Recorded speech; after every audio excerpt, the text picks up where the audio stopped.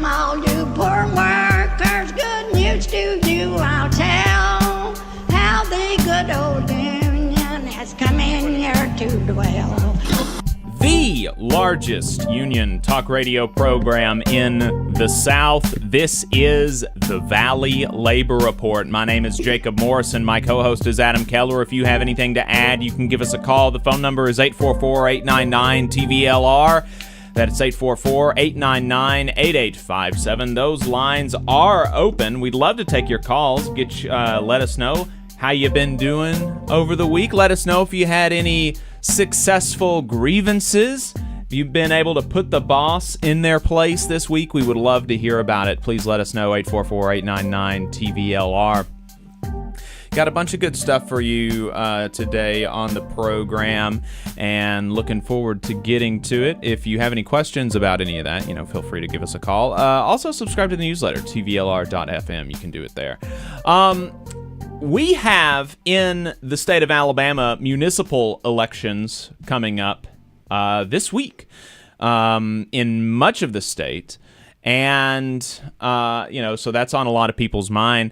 Adam, you've been thinking about the municipal elections that are going on in Alabama. You had some thoughts and reflections that you wanted to share with folks. What's been on your mind? Yeah, so, many listeners may remember that I am involved with the North Alabama Area Labor Council here locally, and monitoring local politics is something that we try to do, right? We try to keep an eye on local government, see how it affects union members and the broader working class. And so this year we have, on August 26th, a whole lot of cities and towns across Alabama are holding these municipal elections. They're choosing mayors, council members, other local officials, who will make decisions that affect our daily lives. And our labor council did not go for a full endorsement process for these elections. The city of Huntsville is actually on an off cycle. So the city of Huntsville had local elections most recently last fall, right? But areas in our listening area, areas in our labor council jurisdiction like Coleman, Decatur, Athens, Madison, they're all facing local elections, as is Birmingham, which has been quite interesting to watch from afar. So, too often these elections come and go with little fanfare, right? It's hard to find out information about these elections, hard to find out information about the candidates. Voter turnout is typically very, very low, in the 10% kind of range. But, if you're a working person in Alabama, this election does matter.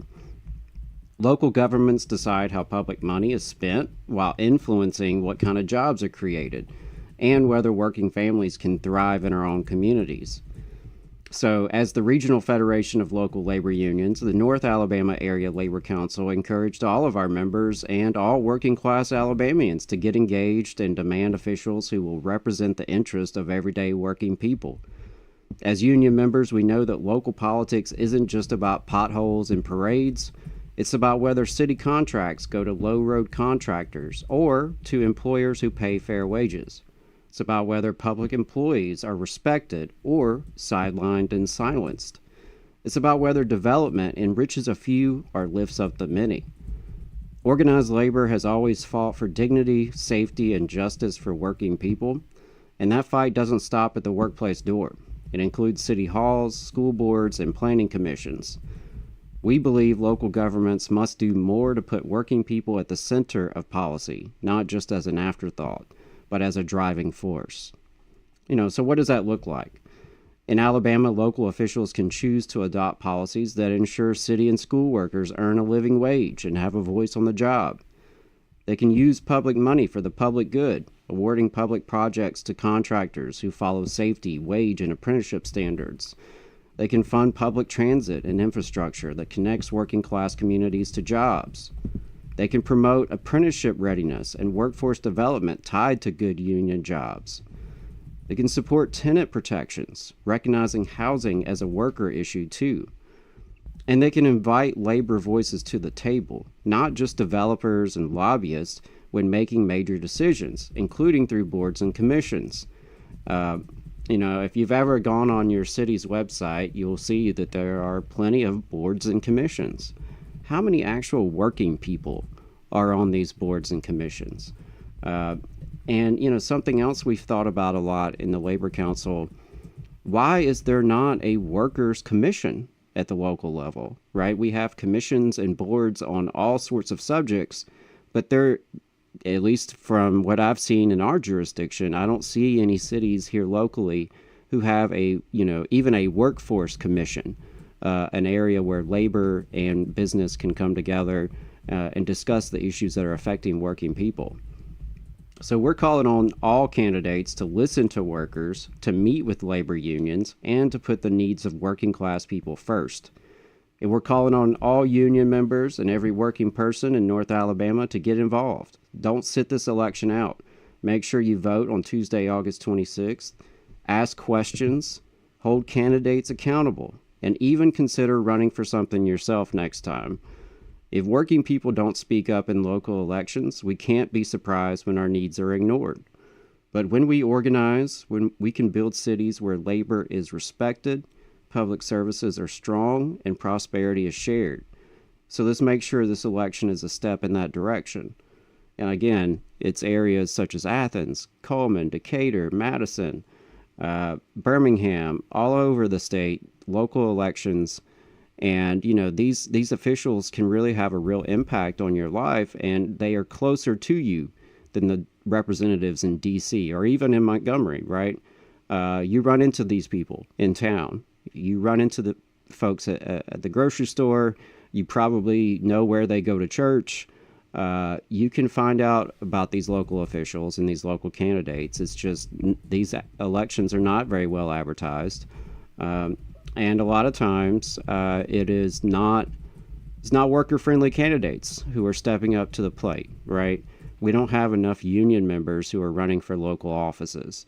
And that's something that I think we need to change here in Alabama and across the South. We need more union members who are willing to run for local office, whether that's city council, school board, or even mayor, because too often it is business folks, business owners, their lawyers, their lobbyists and developers. Those are the folks who are typically running our local governments. And it shows, right? Because working people are not a priority when it comes to policy. And as I mentioned, there are plenty of things that local government can do to support working people and to support organized labor. One thing that's worth mentioning is that here in Alabama and across much of the South, local governments are severely restricted in what they can do. Local governments do not have home rule in Alabama. They have to go through the state legislature to do almost anything. And our state, like many states, has been really severe in the use of preemption, right? Where the legislature preempts local governments from doing things that might help working people. A great example of that was years ago, the city of Birmingham raised their minimum wage. They raised it to, I believe, $10.10 an hour, around there. This was, over a decade ago or around a decade ago when the Raise the Wage movement was really growing and gaining momentum. The Fight for 15 was growing across the South. You saw lots of local and state governments starting to raise the minimum wage. So Birmingham did that. There were active Raise the Wage campaigns across the state. And I was involved here locally in Huntsville. And we were gaining ground in a lot of areas. But the state legislature swooped in and preempted cities from doing this.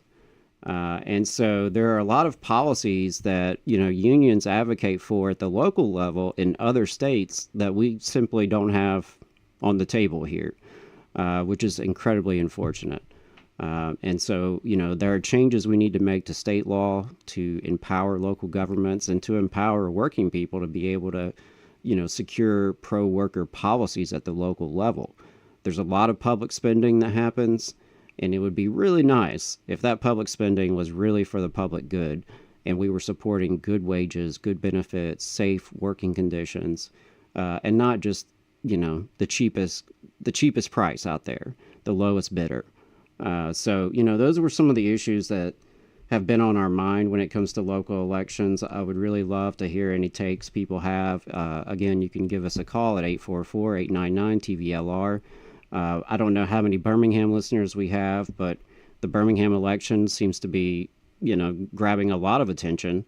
Mayor Randall Woodfin is facing a tough re-election battle, but he has raised a lot of money.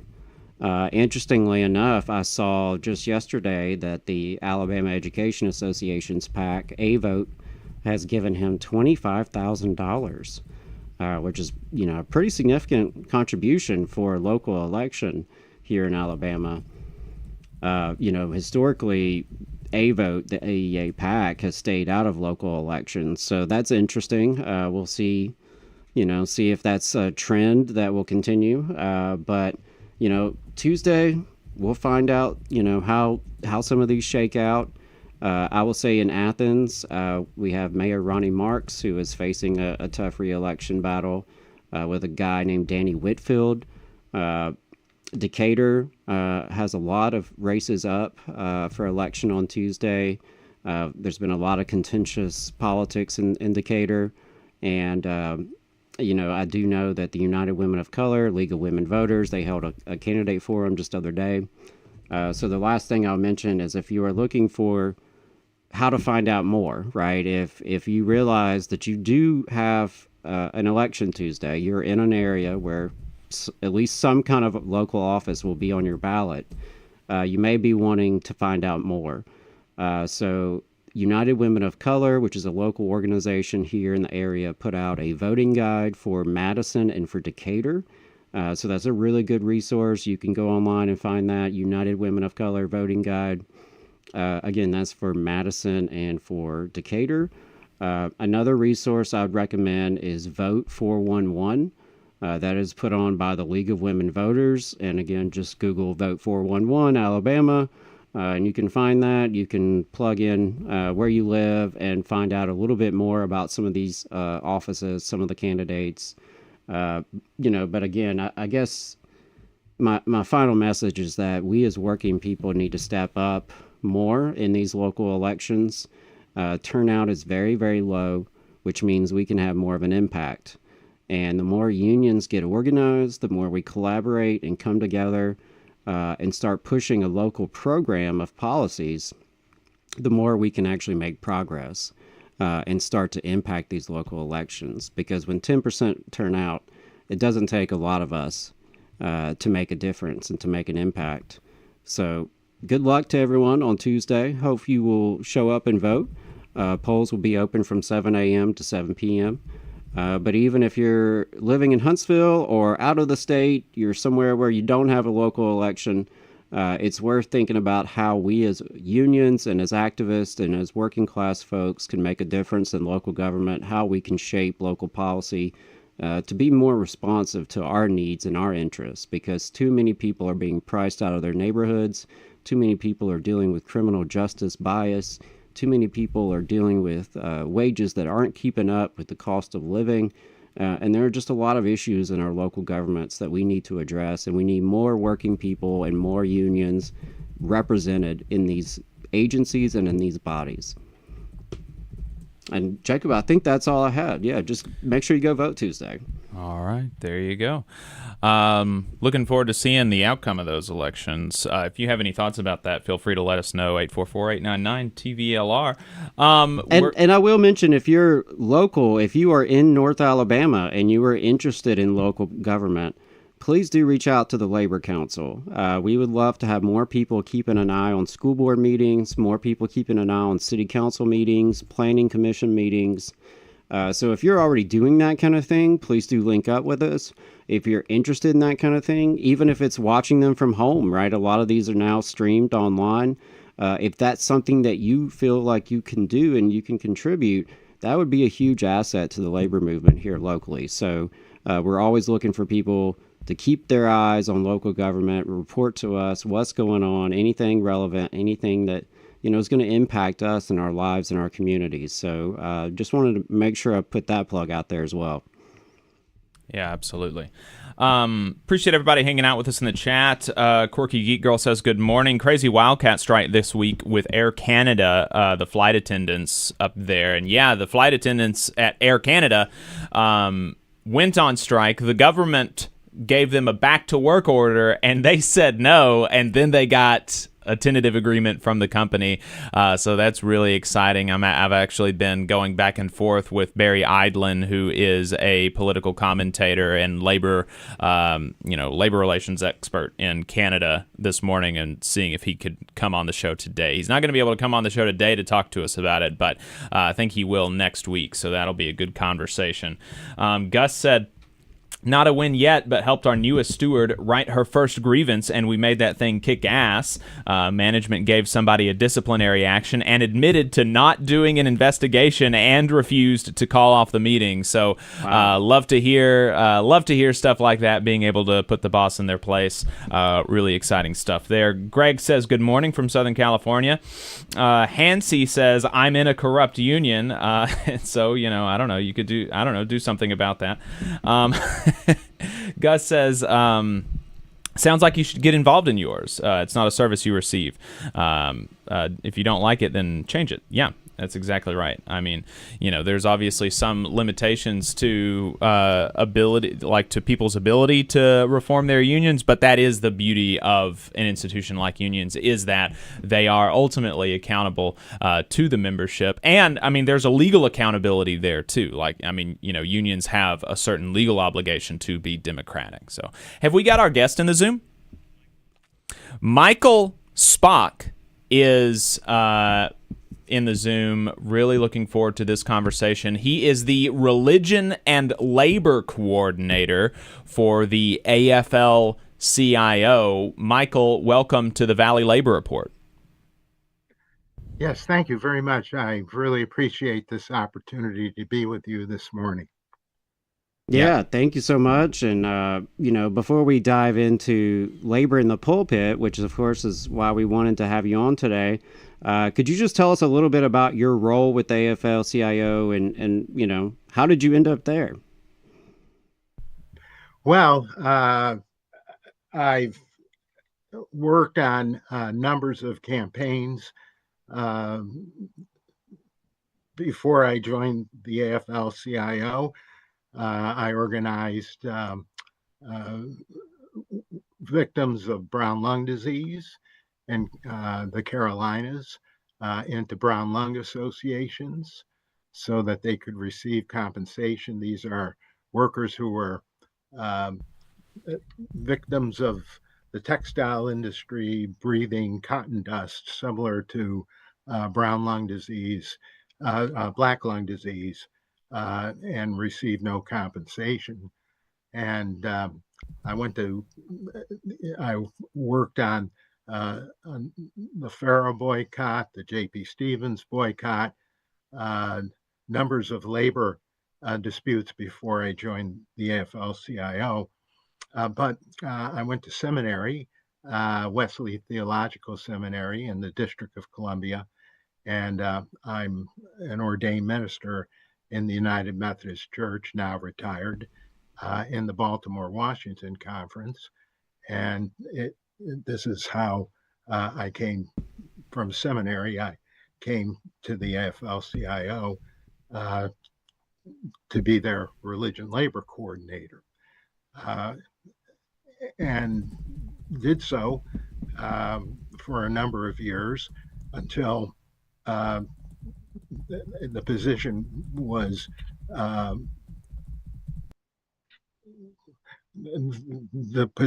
reestablished in 2021 when I then became the religion labor coordinator. Okay, great. Well, and one of the things that I know you work on and how we got connected is a program called Labor in the Pulpit.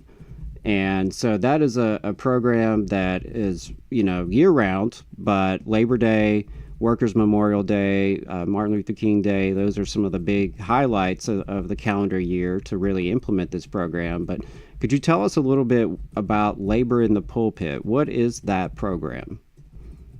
Well, labor and faith organizations, have a long history of shared relationships, and so we're tied together by common bonds such as social justice, equality, the dignity of all people, racial and economic justice, and fair treatment in the workplace. And that's why the AFL-CIO's Labor in the Pulpit program, it places union leaders as guest speakers in faith congregations so that they can speak about the values of equity, racial and economic justice, and the solidarity that labor shares with the faith community. So essentially, we're looking to bring our union leaders into congregations to make short presentations about the relationship between faith and labor, and that we are looking to build beyond that. This is an entry point for us. But these presentations are not meant to be one-offs, but rather a way of developing ongoing relationships. And again, it's a program of our federated bodies. These are our state federations, our central labor councils. Our central labor councils bring together our union affiliates in various communities, and it's a community organization of these affiliates Right. that are working to bring economic and social justice to workers and the community at large. Right, right. And something you said that I think is really important is that, this is not just a one-off kind of thing. It is, like you said, an entry point into building those faith and labor connections and faith and labor coalitions. So, practically speaking, the Labor in the Pulpit program is like you, me, anyone from the labor movement, works out an agreement with a local congregation, a church, a temple, any religion, any faith tradition that is open to it. We do a short presentation. Maybe that's in front of the whole congregation. Maybe it is, part of the service, or maybe it's something more informal. Maybe you just speak to a Sunday school class, have something kind of more casual like that. But it's, it on a practical note, it is just a short speech to a church or to a congregation. But what you said, it's an entry point into building those relationships. So could you expand a little bit on that? Why is, Labor in the Pulpit an important program, and why should folks participate in this? And more broadly, why is this, why is the Faith and Labor Alliance so important? Well, first of all, I want to say that we also do labor on the minbar. Labor in the minbar, which is for Muslim congregations, and labor on the bima, which is for Jewish congregations. So pulpits have different names in different faith traditions. Right. We do it because many of our union members, have faith commitment, and they're members of faith congregations. And so the program, it highlights the relationship between the union, faith, and work. And it also, as I was saying, it affirms the values shared by many religious communities and labor, as well as the opportunity to uplift the concerns of labor to congregations. And faith groups and labor unions, they're vital parts of the community.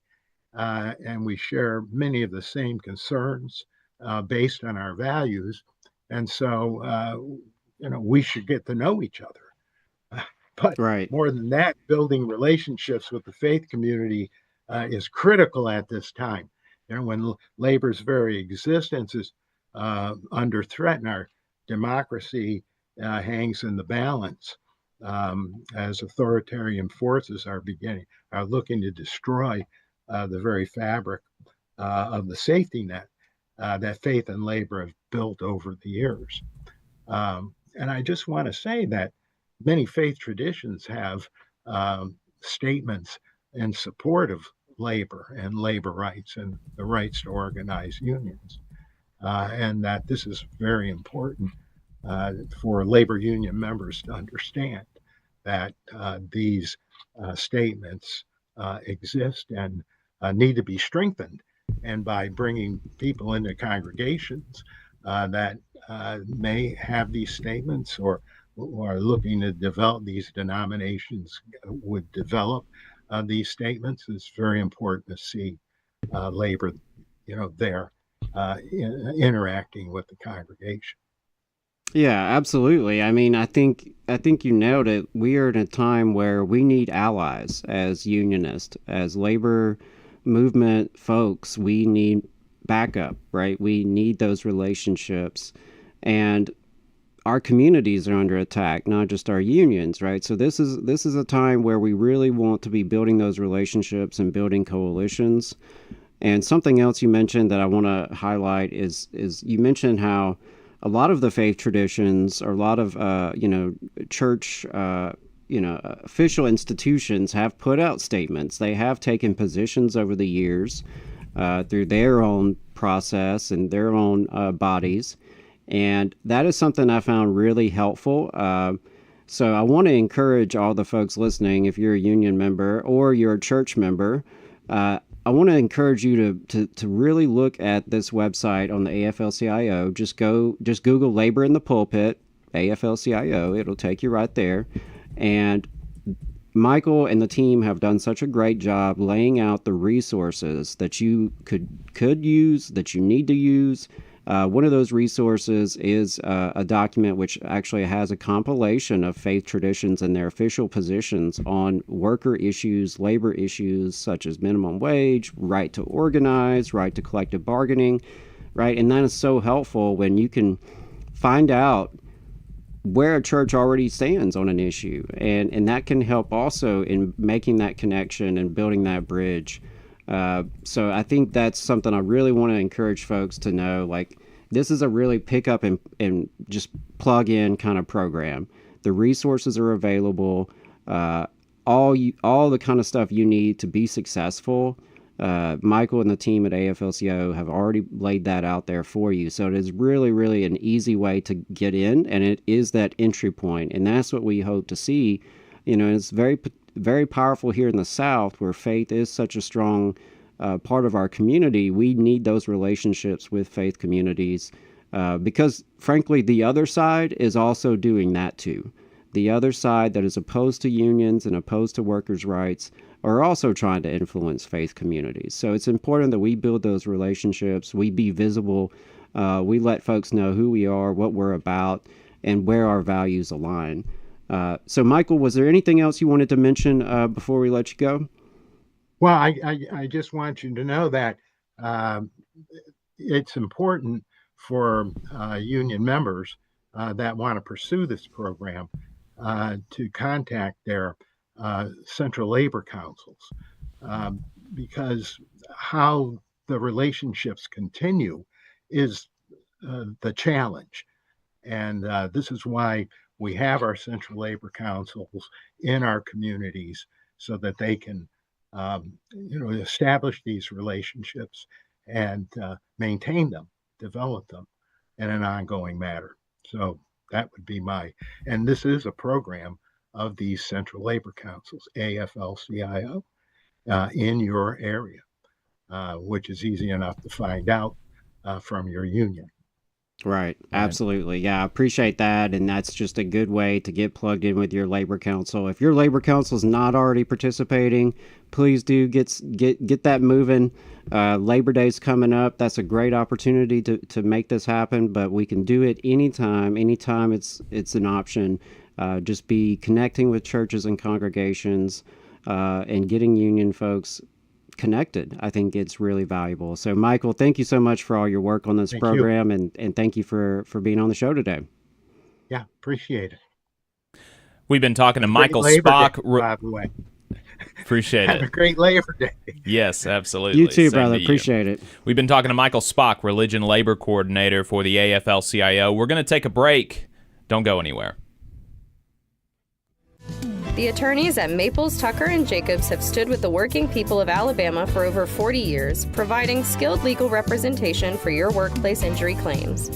When you are injured on the job, it can be a scary time. The attorneys at Maples, Tucker & Jacobs have the experience to guide you through the process to make sure that you and your family are properly taken care of and your rights are protected. If you need help, call the attorneys at Maples, Tucker & Jacobs at 855-617-9333 or visit online at www.mtnj.com. No representation is made that the quality of legal services provided is greater than the quality of legal services provided by other law firms. Support for the Valley Labor Report comes from the International Federation of Professional and Technical Engineers Union. Learn more by visiting www.ifpte.org. Are you looking for a better future, a career that can have you set for life, and to be a part of something that's bigger than yourself? If you are, then consider a skilled trades apprenticeship with the International Union of Painters and Allied Trades.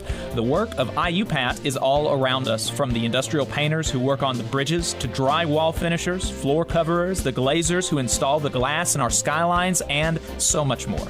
With an IUPAT apprenticeship, you earn while you learn and receive benefits while learning the trade, including a pension. We provide world-class education free of charge. That's right, no student debt. Our starting salaries for apprentices that graduate is above the national median salary with benefits for entire families. And you have the flexibility to take your trade wherever you'd like in the country to work.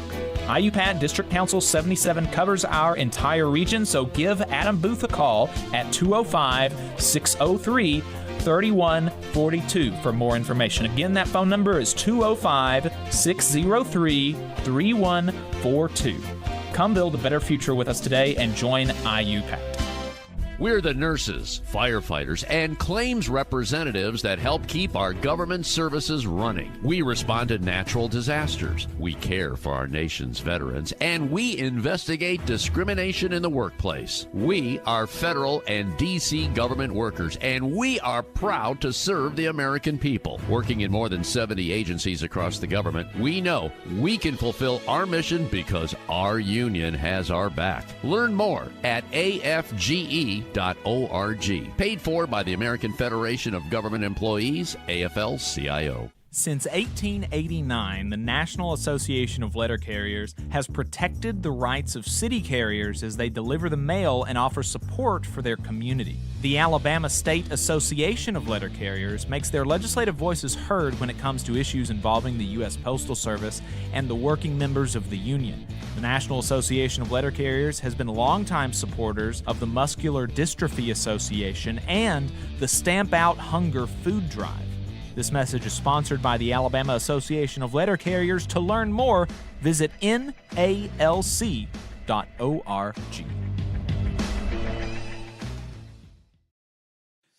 Unite Here is also a supporter of the Valley Labor Report. They are a labor union that represents 300,000 working people across Canada and the United States.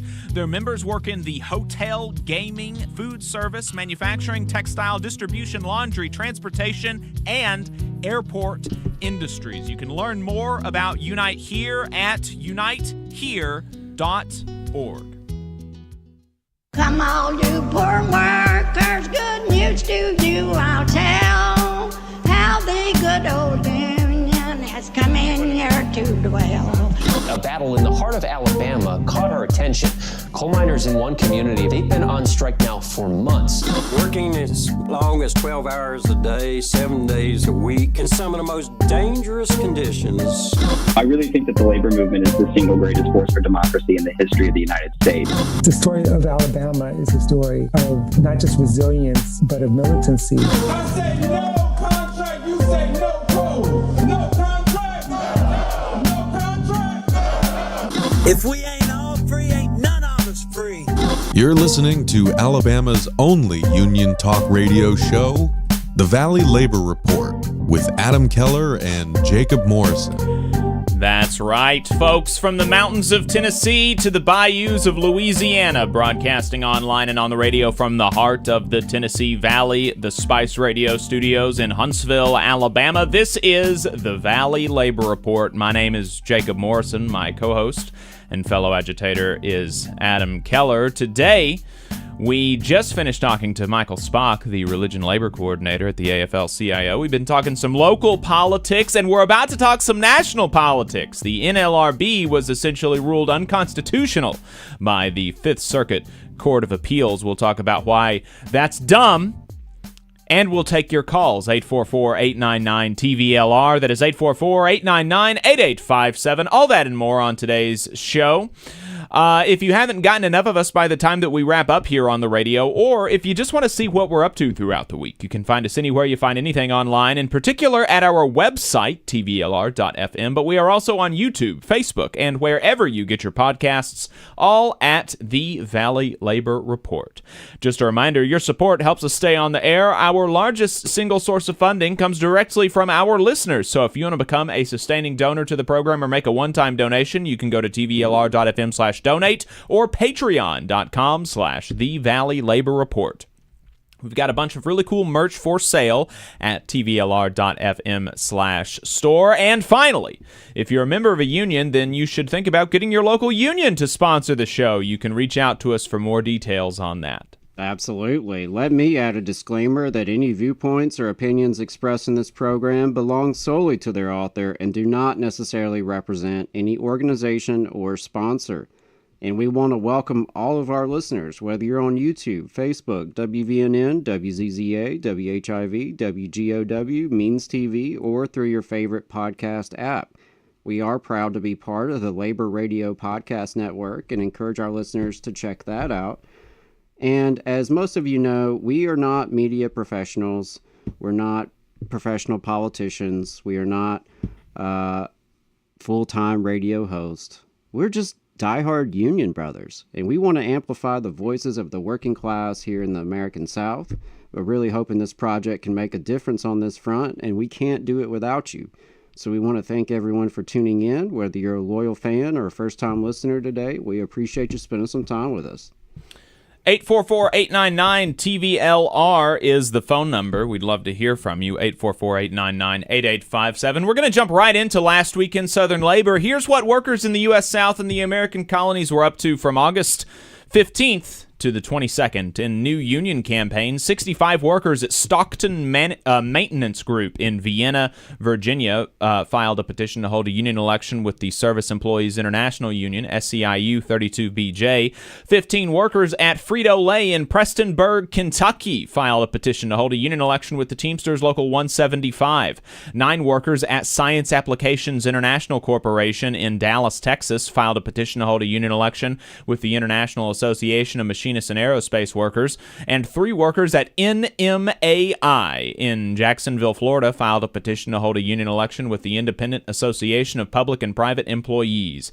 In election results, Protective Services Officers United withdrew their attempt to raid a unit of 18 security guards at Allied Universal Services in Alexandria, Virginia, who are currently represented by the Security Police and Fire Professionals of America, SPF-PA. 7 workers at Ethel Corporation in Pasadena, Texas, withdrew their petition to decertify the United Steelworkers, USW Local 227, as their union, so the union remains. 15 workers at New Bern Transport Corporation in Rock Hill, South Carolina, withdrew their petition for a union election with the Teamsters Local 71. 13 security guards at Triple Canopy in Herndon, Virginia, voted 2-0 in favor of unionization with Protective Service Officers United. 14 workers at MV Transportation in El Paso, Texas, voted in favor of unionization with the Teamsters Local 745. 20 workers at Starbucks in Beaumont, Texas, voted 14-3 in favor of unionization with Starbucks Workers United. And 90 workers at Alstom in Hartsfield, Jackson, Atlanta, Atlanta International Airport in Georgia voted in favor of unionization with the Transportation Communications Union, TCU-IAM. In grievances, unfair labor practices, and court cases, the Fifth Circuit Court of Appeals ruled that the NLRB's structure is unconstitutional. So in the states of Mississippi, Texas, and Louisiana, the board is essentially hobbled and the NLRA is repealed. The Supreme Court will probably agree that the structure is unconstitutional, specifically protections for administrative law judges and board members against firings by the president, and remove those things, but keep the rest of the NLRB in place. That's what they've done with other bodies. So ultimately, the change won't be that large, at least according to Matt Brunig, but in the interim, workers in large swaths of the country are going to be left out to dry. The United Mine Workers of America, UMWA, condemned the U.S. Court of Appeals decision to push back the implementation of the Mine Safety and Health Administration's long overdue silica rule until October. The delay stems from a lawsuit filed by the National Stone, Sand, and Gravel Association, an industry not even affected by the rule until 2027, while coal miners remain exposed to deadly silica dust. This delay is simply a death sentence for more miners, said UMWA International President Cecil Roberts. In strikes and bargaining updates, hundreds of GE Aerospace workers, represented by UAW Local 647 in Kentucky, rallied last week ahead of a contract expiration set for August 27th at midnight. After bargaining for weeks with the company, workers are frustrated with the lack of serious proposals put forth by GE that address core issues such as job security, health care costs, and time off, according to the union. Workers voted to authorize a strike by 84%. AFA-CWA flight attendants working for PSA Airlines held a day of action last week with pickets at 5 airports, including the Charlotte Douglas International Airport, the Ronald Reagan Washington National Airport, and Dallas-Fort Worth International Airport. The flight attendants are calling on PSA Airlines, a regional operator of American Airlines, to negotiate a living wage for regional flight attendants who are paid approximately 45% less for the same work as other flight attendants.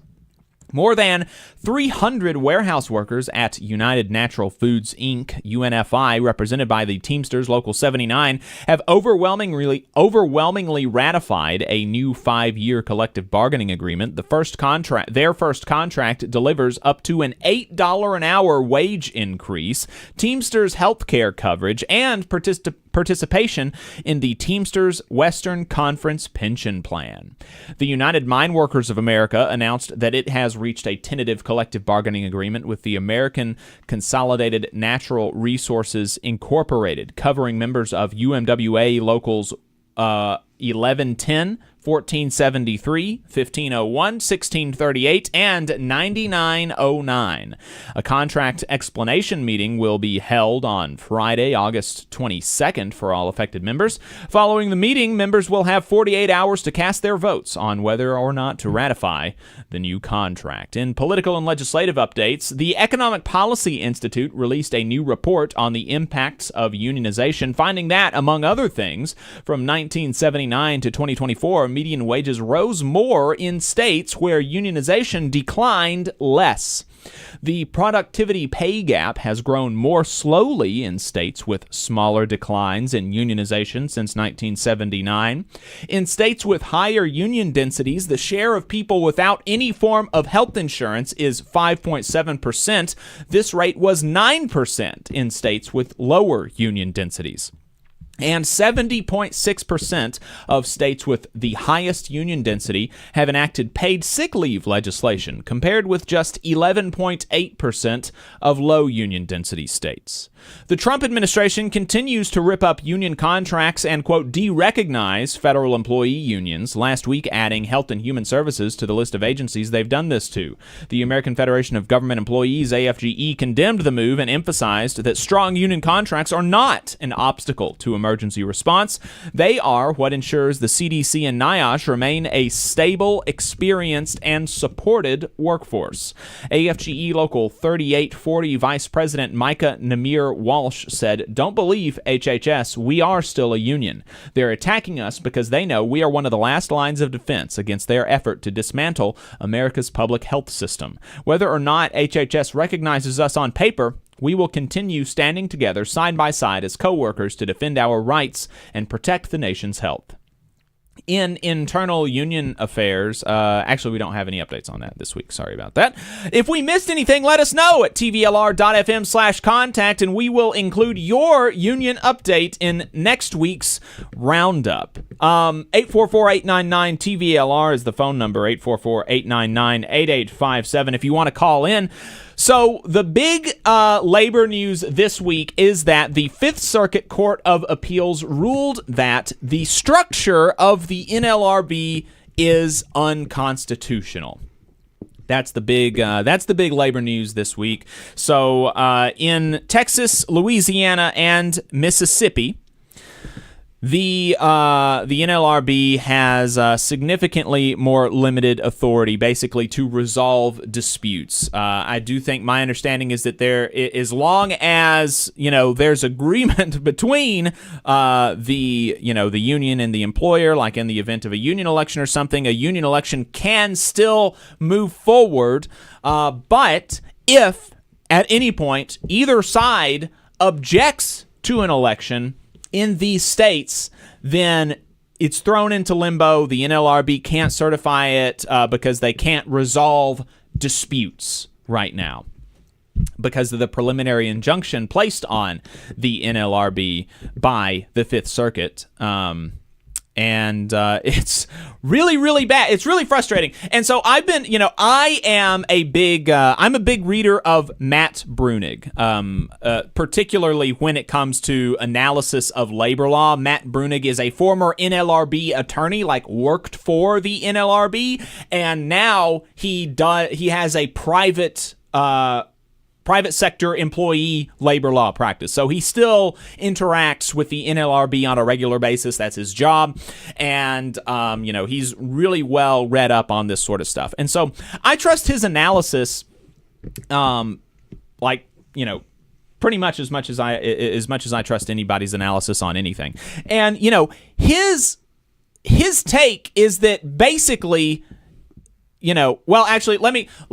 let me explain to you the background of the background of the case first, and then we'll go into his analysis. That'll help people. That'll help folks, I think, get an idea of what the facts of the case are and everything, and how this came up. So, the background of this case is that employers, including SpaceX, but several employers, I think Trader Joe's is even one of these, employers faced unfair labor practice charges before the NLRB. And so then the companies were like, well, we don't think that the NLRB has the authority to review to resolve these disputes because it has an unconstitutional structure, specifically the administrative law judges and the NLRB board members. And so the court found that the National Labor Relations Board's administrative law judges are, quote, inferior officers that are protected by two layers of for-cause removal restrictions. For one, administrative law judges with the National Labor Relations Board can only be removed for good cause, and that is determined by the Merit Systems Protections Board, MSPB, and two, MSPB members themselves have for-cause removal protections. So the court held that this arrangement unconstitutionally restricts presidential oversight in accordance with the unitary executive theory, which Matt Brunig points out is popular in conservative legal circles. And that theory goes as follows. Premise 1, Article 2 of the U.S. Constitution requires that the president, quote, shall take care that laws be faithfully executed. Premise 2, the president cannot do so with respect to the NLRB because NLRB members and administrative law judges are too difficult to fire, and therefore the NLRB's current structure is likely unconstitutional, and it would cause irreparable harm to these employers to be subject to NLRB administrative processes. And so that's the legal argument, the unitary executive theory with respect to the National Labor Relations Board. And, so SpaceX and all of these folks took this argument to the courts. Fifth Circuit ruled in their favor. So right now, the NLRB cannot resolve disputes. And within the states of Texas, Mississippi, and Louisiana. And so there you go. That's kind of the background. And so, like I said, Matt Brunig does not really think that ultimately it does not really matter that much whether the president can fire NLRB administrative law judges and board members. He points out that the president can already fire the general counsel, something that Biden did on day one of his administration, and the president already appoints NLRB members in a way to ensure that they are mostly Republican or mostly Democratic, depending on the party that controls the White House. So this currently comes at some delay because the president has to wait for the end of each board member's term, but it happens fairly quickly after a new president is sworn in. And so, so it's just, you would be able to appoint a new NLRB, a new board on day one of your administration rather than, the second year, and the effects of your appointments would be ended functionally on the last day of your administration and on the first day of the next administration. So it would just be quicker. The board member cycling would be quicker, and the impacts would be quicker. But they would also have a less lasting effect, right?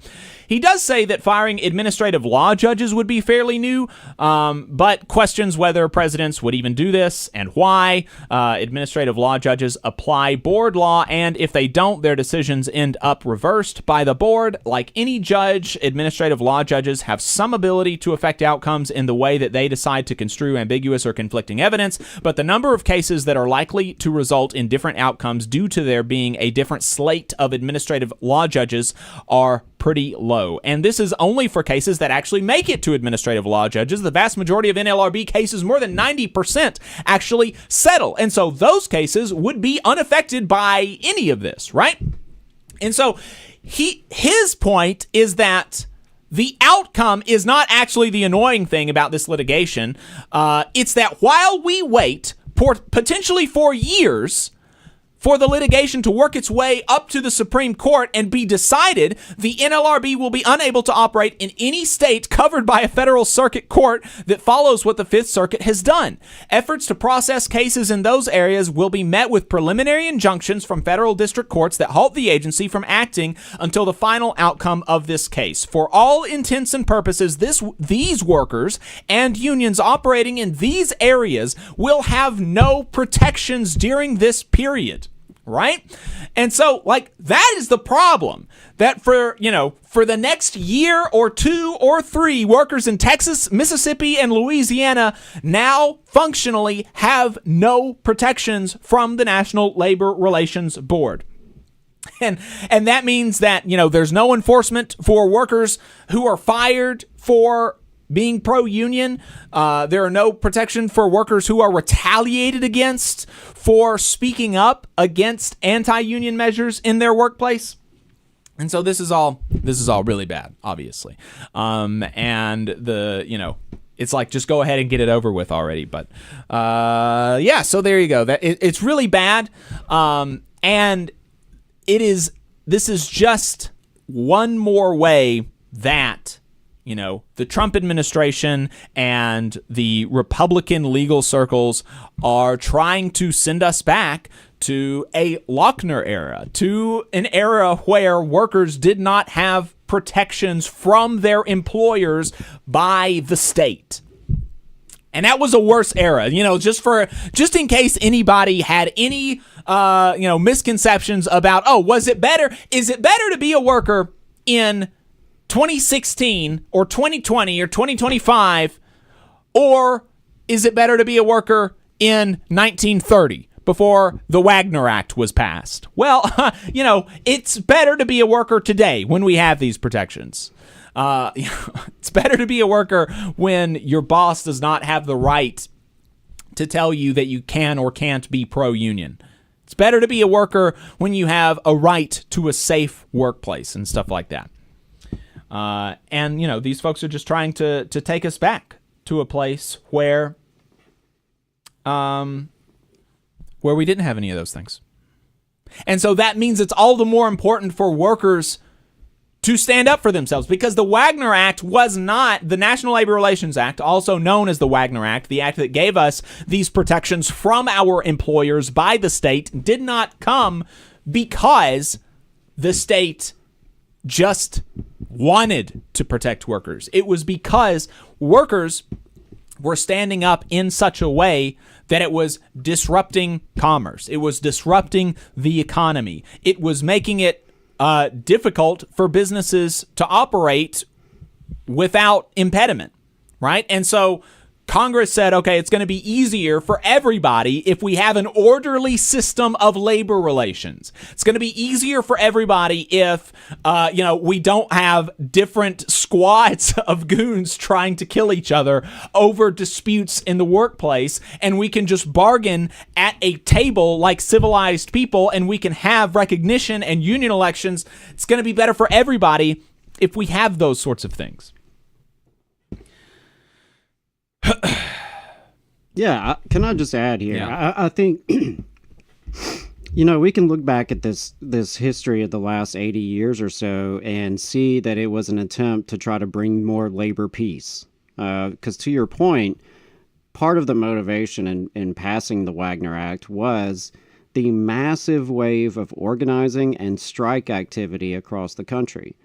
And so, I can only assume that the Elon Musk of the world believe that they can shred labor law and totally, trash what has been in place for decades now, because they don't think we can respond. Mm-hmm. They don't think that we're going to do anything about it. They think that they can get away with it and assume that we are too weak and too disorganized and too divided to fight back. And, that's something we have to be wrestling with as a labor movement. What if collective bargaining and the NLRB, and what if that whole framework we've been using for all these years is no longer in effect? What if it is no longer operable? What if that's no longer the route we can take? And when you start looking at it, then where does that leave us, right? We could just give up, right? That's an option, I guess. We could just turn in our union cards and live at the boss's whim and go back to that era.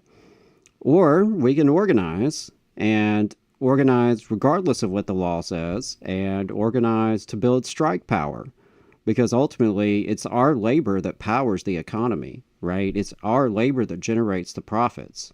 So when we are organized enough to be able to withhold our labor collectively and strategically, that is a really powerful tool. It's what won us these laws in the first place. So, I think we have to be wrestling with that as a labor movement and as working class people more broadly. How do we recapture that energy that we had in the 1930s that was able to push back? Because we saw, from the 30s through the 60s, we had waves of people power that won real material gains for everyday people. And you had masses and masses of everyday folks who were getting involved, getting engaged, who were making history by organizing. And so that's the kind of energy that we need. There is so much more work to be done, and that needs to be done in order to strengthen and grow the labor movement, particularly here in the South. Never has this work been more urgent, because our families, our freedom, our security, it's all under attack. So we need a mass working class movement like we haven't seen in generations. Labor unions are maybe the most important tool we have to build that kind of people power, which is part of why labor has been under attack for so long. It's why it's under attack now. And as labor power has declined over the past several decades, wealth inequality has skyrocketed. Wealth and power has been concentrated at the top at the expense of the vast majority of us who are working class. And that's particularly pronounced here in Alabama, here in the South, right? Alabama is a state that ranks at the top of everything bad and at the bottom of everything good, a state that advertises how great it is for business when its workers face some of the worst conditions in the developed world. And we know that the Southern model has long been about enriching a tiny elite, while the rest of us are too divided by race and religion and gender and all that to realize our shared interests and our collective power. So, I would just say, we need everybody at this point. We need everyone doing what they can if we're going to win the kind of future we need and deserve. Everyone listening can do something. Everyone listening can contribute in some way to building a stronger working class movement, because we need more folks involved in building their locals. We need more folks involved in their labor council. We need more folks involved in contacting lawmakers. We need more folks who are building coalitions with the community, with faith, with others. We need folks who are good at having conversations. We need folks who are good at technology and computers. Whatever your talents, your interests, your identity, whoever you are, wherever you're from, whoever you love. If you're a worker, we have a place for you in the labor movement, and we need you because it's going to take all of us across all that diversity of the working class. It's going to take all of us united in solidarity to overcome these challenges. We have an old saying in the labor movement that an injury to one is an injury to all. And some of us really do believe that. And that means we have each other's back as working people. When one of us is under attack, we're all under attack. And it's not just that our pay and our benefits and our working conditions are connected. Our very lives and destinies are connected. Throughout our history, change has typically come from the bottom up. Every right, every benefit, every freedom, it has taken organized people, everyday people, organizing to fight and win those. And that's what it's going to take now. If we're going to get through the multiple layers of crisis that are bearing down upon us. And I would just say that the powers that be, they can change the laws, they can stack the courts, they can rip up our contracts. But we cannot allow them to take our solidarity. Where two or more workers gather in the name of solidarity to advance their collective interest, we have a union. And even if it isn't recognized, even if there's no collective bargaining agreement, even if there's no legal right to strike, we can have a union just like we've had unions well before we had any of those other things. Unions are a tool. Unions are an instrument of our democratic power as workers. And rebuilding union power is central to not only defending what we have and preventing things from getting worse, but central to truly winning liberty and justice for all. And if we're really about that in this country, we have to rebuild union power and take on these challenges to become better and stronger, more militant, more democratic, with more people power. Yep. All right, folks. We're going to take a break. Let us know what you think. 844-899-TVLR. That's 844-899-8857. We're going to take a break, and then we're going to talk about how the Trump administration may have done something good. Stay tuned. The Laborers International Union of North America, LIUNA Local 366, is proudly recruiting North Alabama local workers to work construction and nuclear plant maintenance. If you're interested, please contact April at our training center to start the process at 256-904-1753. No experience is needed. We offer free training, but you must be able to pass a background check and a drug test. Local hiring that grows our community with good-paying jobs that have benefits is our mission. Live better, work union, Local 366, feel the power.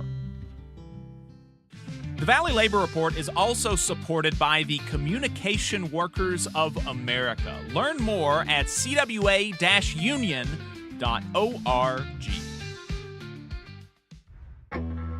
Support for this program is provided by the International Association for Machinists and Aerospace Workers, Local Lodge 44 in Decatur, Alabama. Learn more at iamaw44.org. The Valley Labor Report is also sponsored by the United Automobile, Aerospace, and Agricultural Implement Workers of America, better known as the UAW. They are one of the largest and most diverse unions in North America, with members in virtually every sector of the economy. UAW-represented workplaces range from multinational corporations, small manufacturers, and state and local governments, to colleges and universities, hospitals, and private nonprofit organizations. The UAW has more than 400,000 active members and more than 580,000 retired members in the United States, Canada, and Puerto Rico. You can learn more about the UAW and join at uaw.org. The Valley Labor Report is also sponsored by Labor Notes. Labor Notes is a media and organizing project that has been the voice of union activists who want to put the movement back in the labor movement since 1979. You can learn more about Labor Notes at labornotes.org. The attorneys at Maples, Tucker, and Jacobs have stood with the working people of Alabama for over 40 years, providing skilled legal representation for your workplace injury claims. When you are injured on the job, it can be a scary time. The attorneys at Maples, Tucker, and Jacobs have the experience to guide you through the process to make sure that you and your family are properly taken care of and your rights are protected. If you need help, call the attorneys at Maples, Tucker, and Jacobs at 855-617-9333 or visit online at www.mtnj.com. No representation is made that the quality of legal services provided is greater than the quality of legal services provided by other law firms. Support for this program also comes from the Mid-South Council of Retail, Wholesale, and Department Store Union. Learn more at rwdsu.info. Union leaders, do you want a powerful website and mobile app built just for your members? The Union Active system, created by Unions America, makes it easy to share news and documents, send alerts, and keep your members engaged anytime, anywhere. Trusted by thousands of unions, Union Active streamlines communication so you can focus on what matters most, your members. With real-time updates, secure messaging, and custom features built for unions, you'll keep your members informed and engaged 24/7. Get Union Active today. Visit unionactive.com to learn more. Union Active, the ultimate website and communication system for unions. Come on, you poor workers, good news to you I'll tell. How the good old union has come in here to dwell. Labor creates all wealth. All wealth should go to labor. You are listening to the Valley Labor Report. My name is Jacob Morrison. My co-host is Adam Keller. Appreciate everybody tuning in. The phone number is 844-899-TVLR. That is 844-899-8857. One of the places that we are on live now is TikTok. Somebody said in the TikTok thing, said, "Hey, I'm a patron, love y'all's work. Love from Mobile." Thank you for tuning in. I appreciate it. We're not doing super great on TikTok. I don't think we're exactly natives to the platform, but we're trying to figure it out. So I left you off before the break with a cliffhanger. The Trump administration is doing something good, doing something based even, doing something really cool, and that is taking stock in NVIDIA for the massive subsidies that our government has given this company. Which, if you're hearing that, the federal government gave NVIDIA something like $10 billion. Billions of dollars the government gave this company.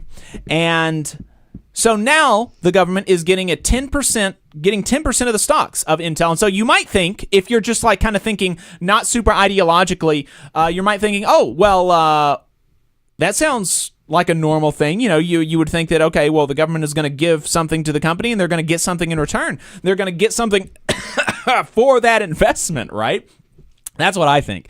I think it's just a normal thing that just makes good sense. If we are going to invest in a company, and that's what these grants is from the CHIPS and Science Act and the Inflation Reduction Act. We are investing in the success of these companies. And, in one sense, people who are against stuff like this say, oh, well, the government gets the rewards from the investment because of all the jobs that it creates. And because of, because we are, it will help us win the competition against China or whatever, as if, that's something that we're supposed to be really, really concerned with. And so that's actually how we get a return on our investment. It's just generally good for the country to invest in companies that are going to do well and to help them do better. And, that's true, but also, it's not true because actually the literal return on the investment, as in like the dividends and the growth of the stock price, is going to go to shareholders, to people who just have money and are making money from that money. And so that's actually where the literal return on investment is going. The return on the investment from the American people, from the federal government, is going to shareholders. And I think that is BS. I think that actually we should get a return on that investment. And the Biden administration disagreed with me because they were because everything in this country is so politically polarized that if you just take a common sense idea like, oh, the government is investing in the success of a strategically important industry, the government should also have an ownership stake in that company. But if you suggest doing that as a Democrat, then you are tarred with the label of socialist, as if that's the worst thing in the world. You're a communist, and everybody hates the idea. It's a terrible idea. It's going to be the destruction of the free market economy, blah, blah, blah. Everything is going to, it's all going to, the world is going to burn, right? And but because Trump did it, and Trump's a Republican, so he can't be a socialist. And so, the media is just like, oh, well, I guess it's fine. I guess it's not really that big a deal that now the the government is going to own like 10% of this stock. And it's just very frustrating to see that kind of thing because it is objectively a good idea. It's obviously a good idea. It just makes sense. But because Trump do it, it's like, that's fine. It's not a big deal. The markets are fine. NVIDIA stock is up over the last month, actually. And, it's like, so, but because I'm not like, a partisan hack, I'm a working person first. I'm a union member first. I'm a union partisan, but I'm not like a partisan for the Republicans or the Democrats. I can say, look, this is a good thing. And hopefully this is going to set a precedent, right? Hopefully things like this is going to set a precedent that going into the future, whenever the government invests in companies no longer have the expectation that it's just free money and they have no obligation to the American people subsequent to this reception of the free money from the American people. And if we have elections again, and there's a Democrat that takes office, and they want to do something like that, hopefully, the dam has broken, and and everything is going to be, and we're going to be able to just propose these common sense ideas, and people aren't going to, wet the bed. Surely that's going to happen, right? I mean, if you have a President AOC proposing to take over, 10 to 20% of a company because we've invested in that company, surely Republicans are going to say, oh yeah, well, Trump did it, so that's fine, right? Right, that's Trumponomics. Yeah. I mean, that's perfectly reasonable. I would be shocked if there's any hypocrisy. No, yeah, of course. I would be shocked. That would never happen. And so that's why I am saying that I'm looking forward to the world, because we don't have any hypocrisy, and so I'm looking forward to the world where both sides of the aisle can utilize this absolutely common sense tool for the betterment of the American people. and looking forward to seeing no hypocrisy from that. One of the things that the Trump administration is saying is that that is frustrating is that they said that the United States will not seek direct representation on Intel's board and pledged to vote with the current board of directors on matters requiring shareholder approval, quote, with limited exceptions, according to, sorry, I got a frog in my throat, according to a joint release from the Trump administration and Intel. And see, now this I don't understand.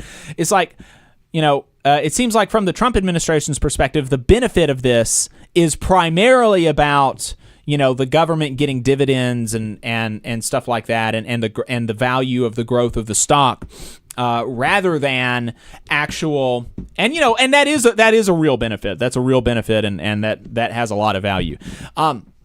But there is also a value in the government being able to halt some of the worst impulses of a corporation, right? I mean, we've seen corporations over the last 50 years, just totally decimate workers, go overseas, abandon communities that have built their companies for slave labor. We have seen companies cut wages. We've seen companies do massive layoffs, to support automation and stuff like that. And so if the government has shares of these companies, they should be seeking direct representation on the boards of directors of these companies, and they should be pushing back against bad anti-worker, anti-community, anti-American proposals that are going to come from capitalists. Because the capitalists do not care about the workers or the community or the country. They care about making a profit. And so we should have a representative of the people on these boards of companies that are so dependent on the American people, the American government for their success, so that we can halt those terrible, terrible impulses. And workers should also have representation on the board of directors. The board of directors should represent the shareholders, the people, the government, and the workers. There's another common sense idea for you. But I don't know. We'll see. Appreciate everybody hanging out with us in the chat. Some good conversation about stuff going on in there.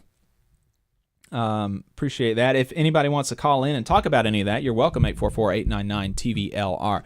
So yeah, there we go. The Trump administration did a good thing. Now owns and controls 10% of Intel.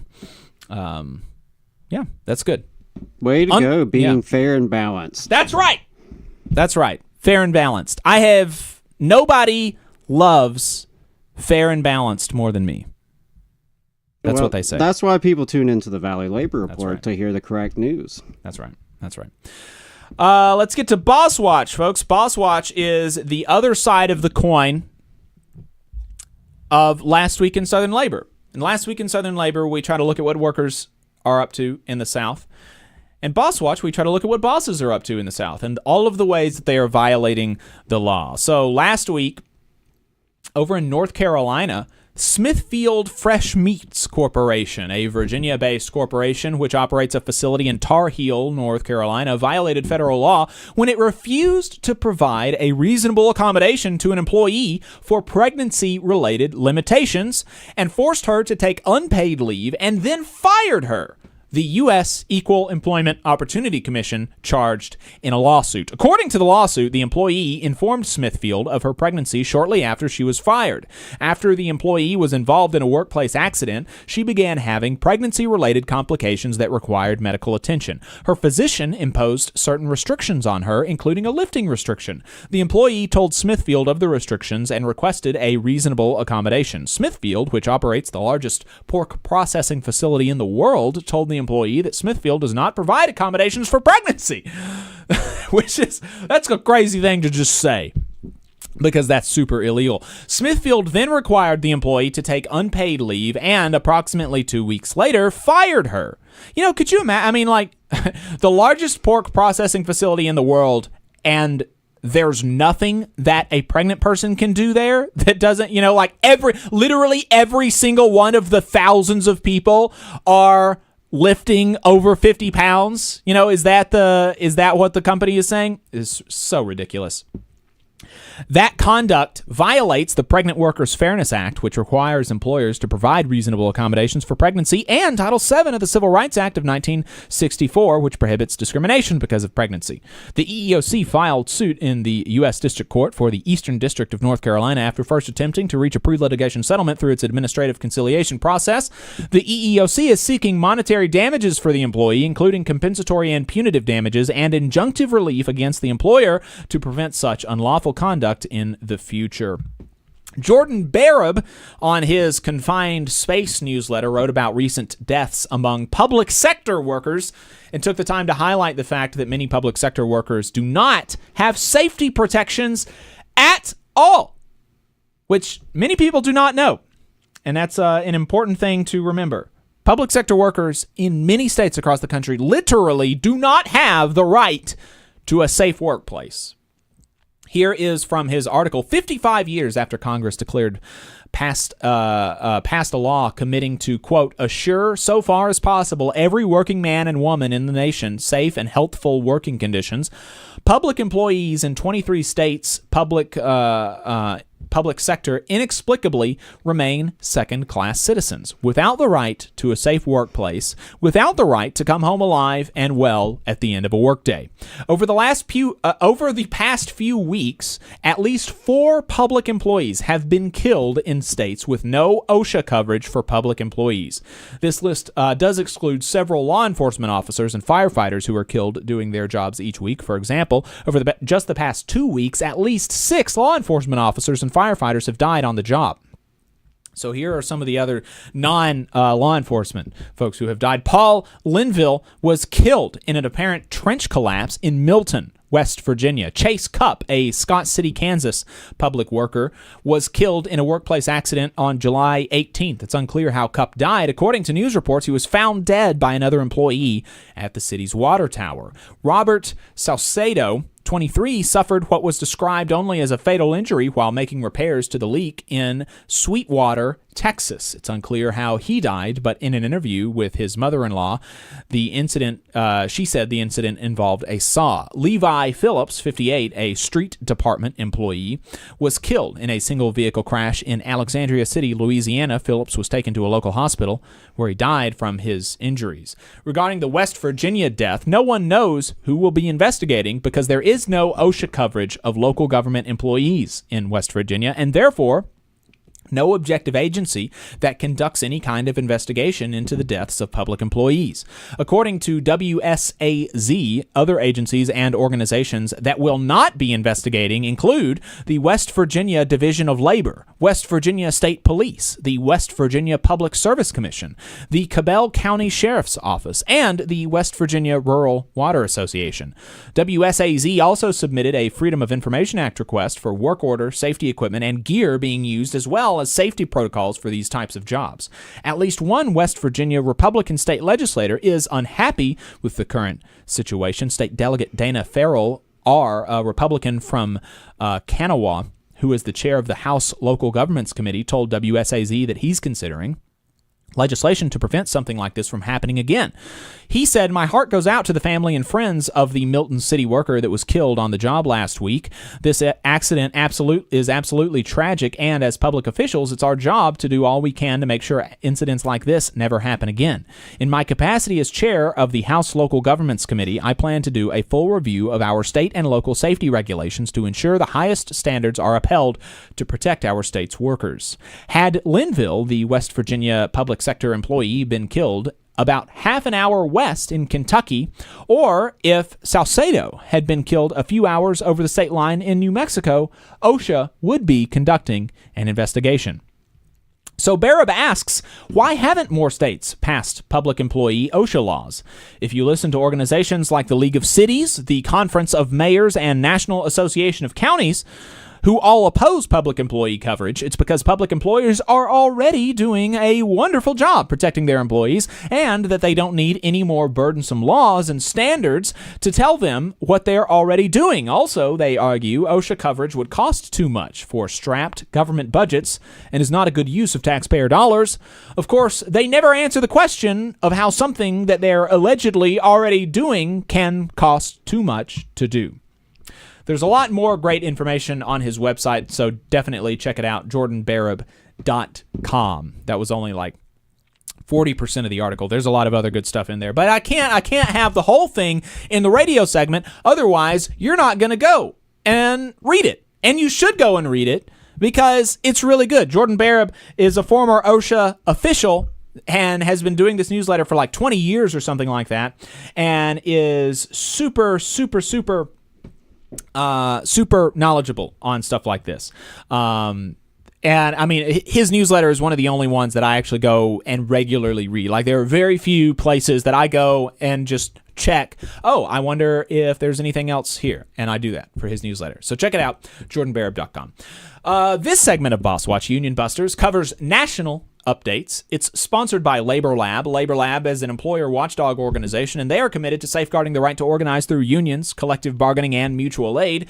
They do this by combing through reports that union busters are required to file with the Department of Labor. Here are the new filings from this week. Ocean Casino Resort in New Jersey hired American Labor Relations Group for $390 an hour. Jim Monica is the founder and president of American Labor Relations Group. He was previously a labor attorney.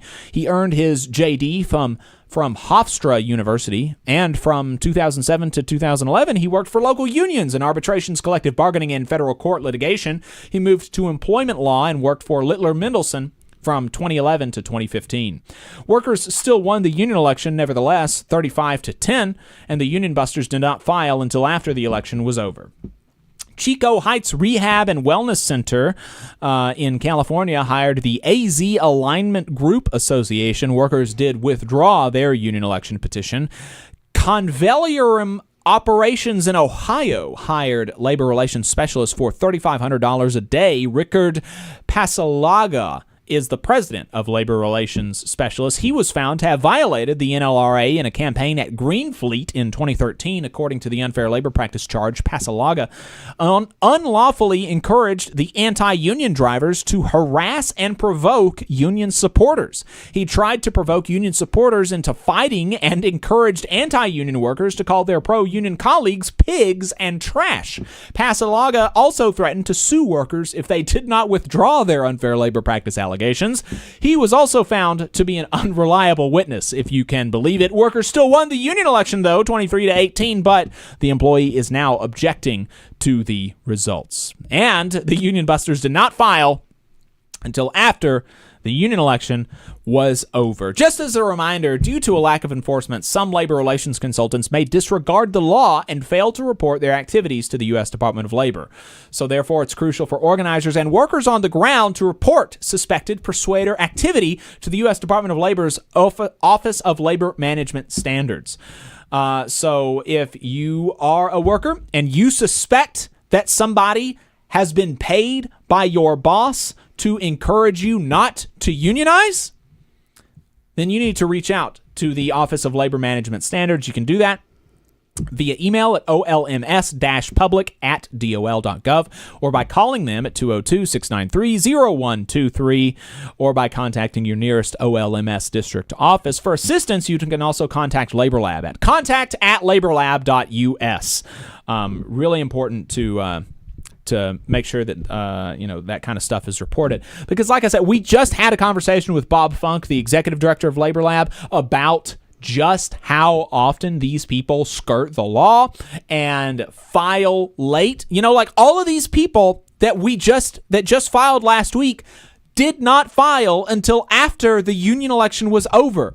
They're supposed to file because workers are supposed to be able to know who is in their plants encouraging them to not unionize. They're supposed to know how much these people are being paid, where they're from, what sort of history they have. This Pasalaga guy has already violated federal labor law before, has been found to be in violation of the National Labor Relations Act, and the workers who were subject to his harassment in this election last week did not know that, did not have the means to know that until after the election was over. That is BS. So you need to know where to go if you see somebody like that. So give the Office of Labor Management Standards a call, 202-693-0123. And if you need assistance, you can contact Labor Lab at contact@laborlab.us. We really appreciate their support of the show. We're about to go into overtime. We have a caller on the line. We're going to take that call as soon as we get back. 844-899-TVLR.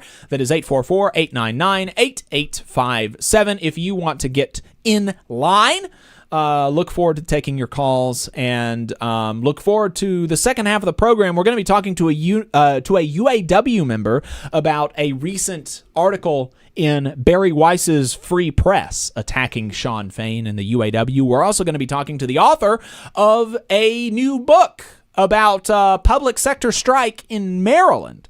Really excited to talk about that. It's going to be good stuff. 844-899-TVLR is the phone number.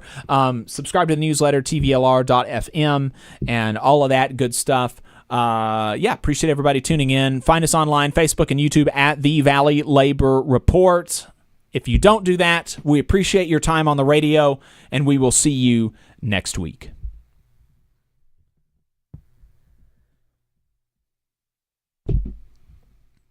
All right. We're off the radio now. We're going to take a break, and then we're going to be right back with the second half of the show.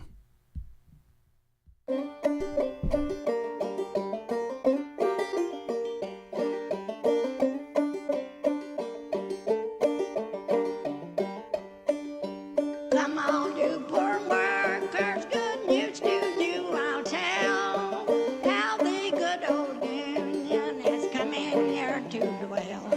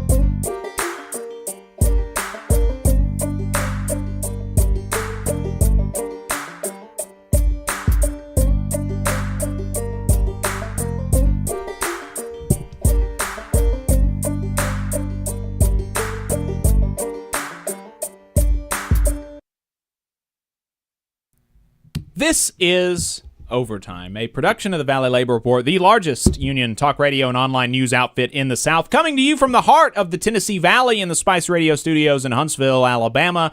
We are run by working people and for working people in the South and all over the country. My name is Jacob Morrison. My co-host is Adam Keller.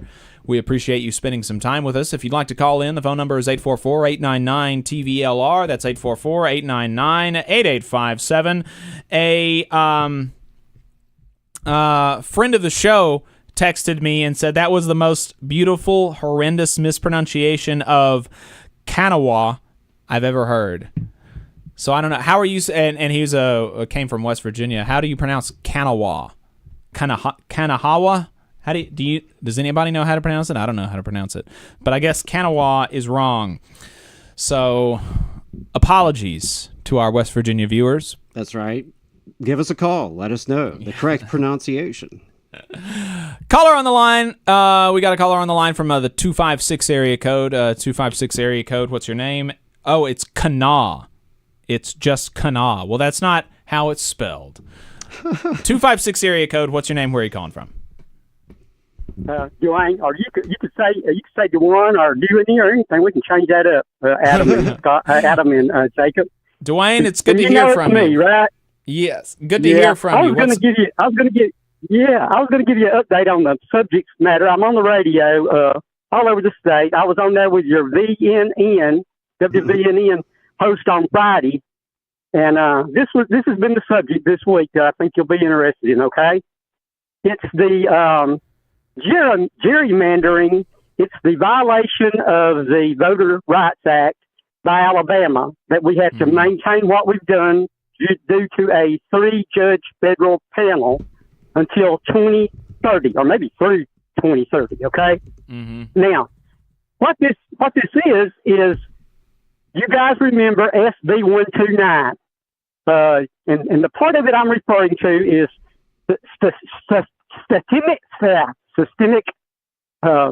systemic problems that you can't discuss historical wise, right?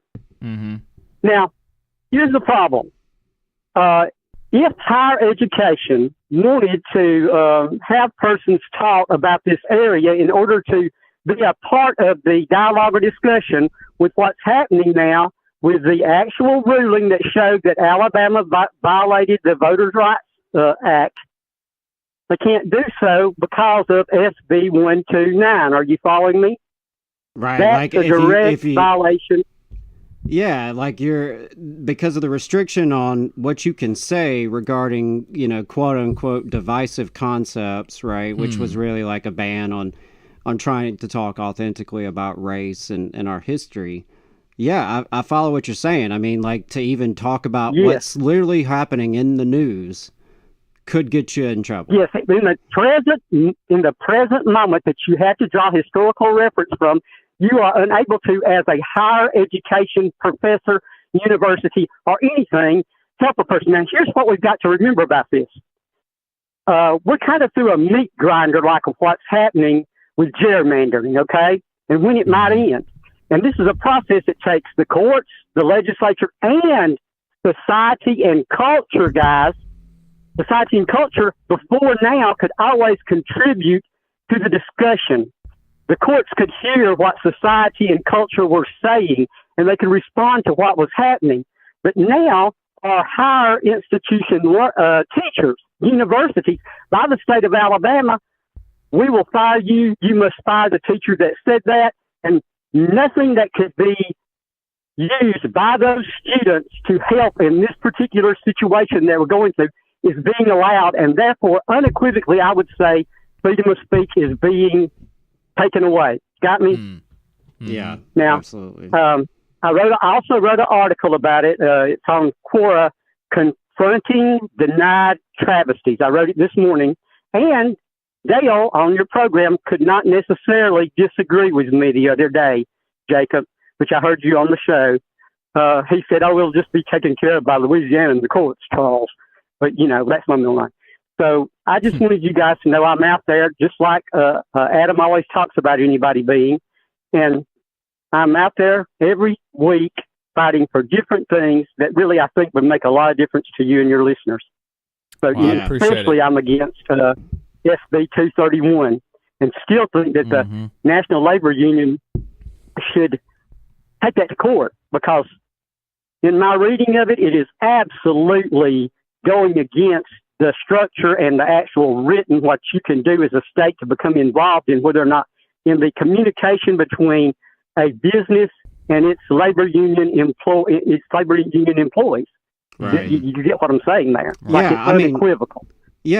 That's one of the arguments I had about that bill last year too, was like, you are ultimately regulating the speech of the company, right? And I thought conservative lawmakers didn't like to regulate businesses and what they did and said. So I think you're onto something there. And then before we let you go, Dwayne, I did want to share, I know you've brought up the Alabama Solution documentary on the air a few times before, and I have gotten some really good feedback about that. A couple colleagues of mine were able to see some of it, like in an early screening.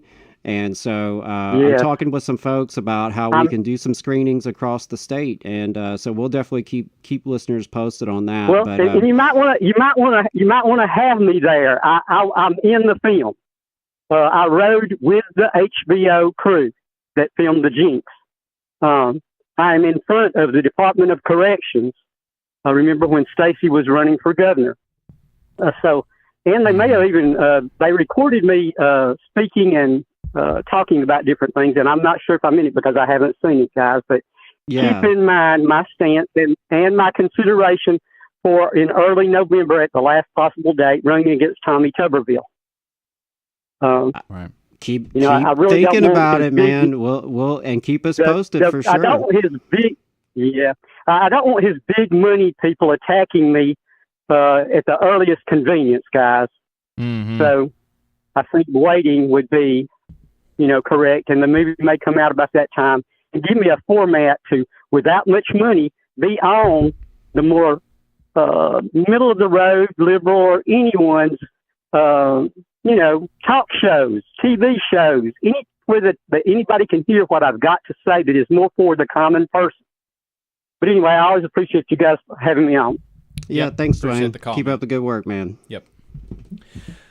Thanks. Phone number is 844-899-TVLR. That's 844-899-8857 if you want to get where he was. We appreciate him calling in, and would love to take some more calls if anybody else wants to call in. 844-899-8857. I do believe that our guest is in the Zoom, though.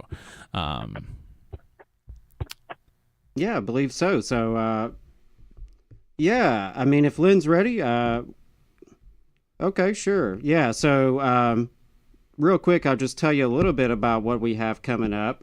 We are going to be talking to Lynn Shandell, who is a union brother over in Maryland.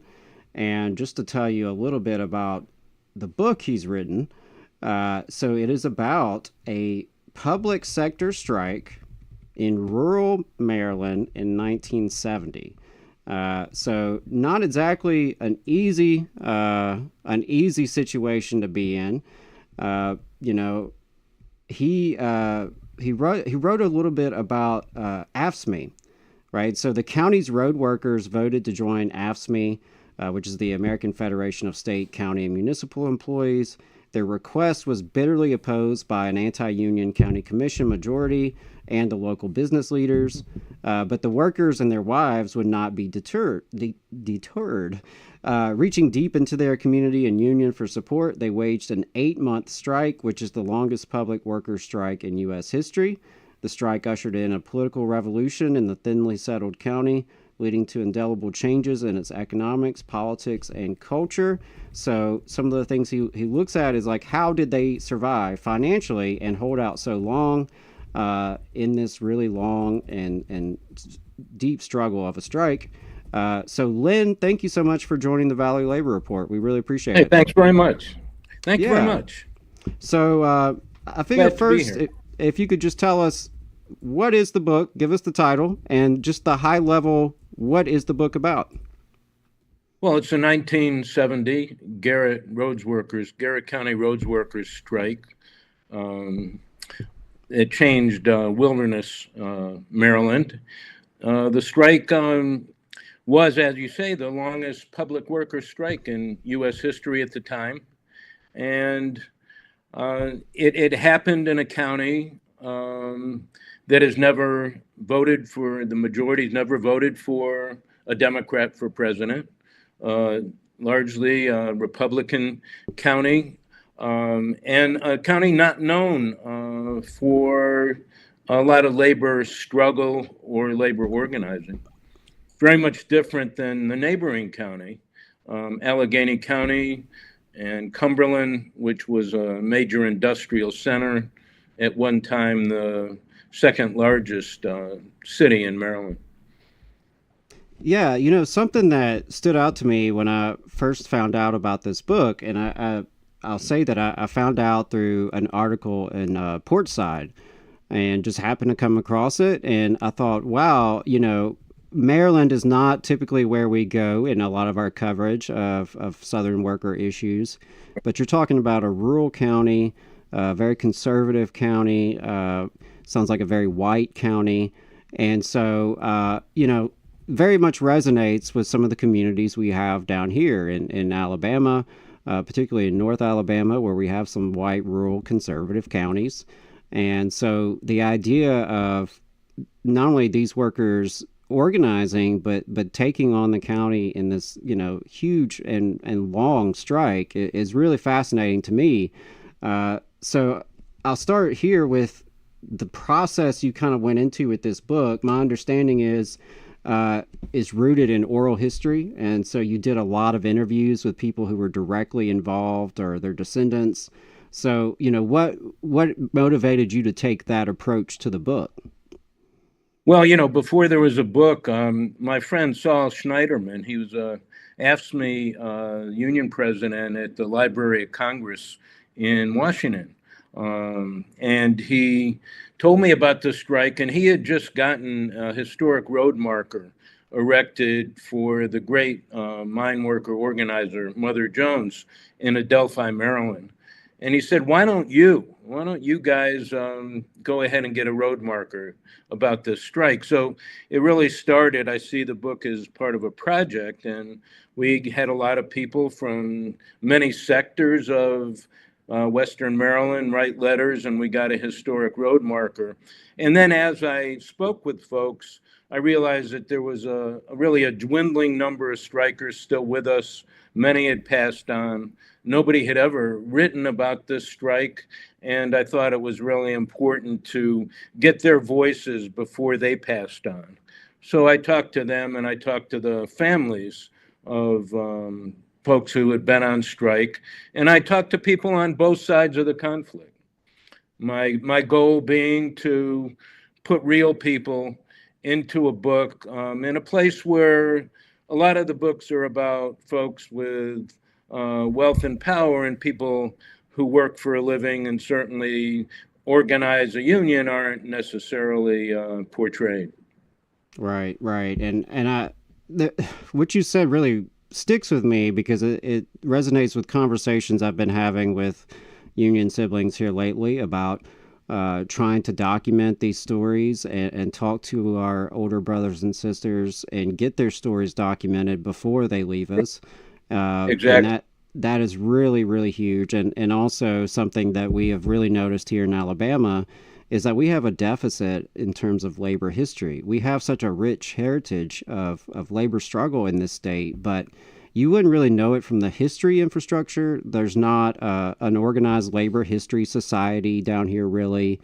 You know, we don't have, we don't have the road markers like you would imagine. Just, you could go on and on. There's just a lack of these stories being told. So I want to just commend you for seeing an issue, seeing a struggle that was important to the community and that just really had not been well documented, had not been told.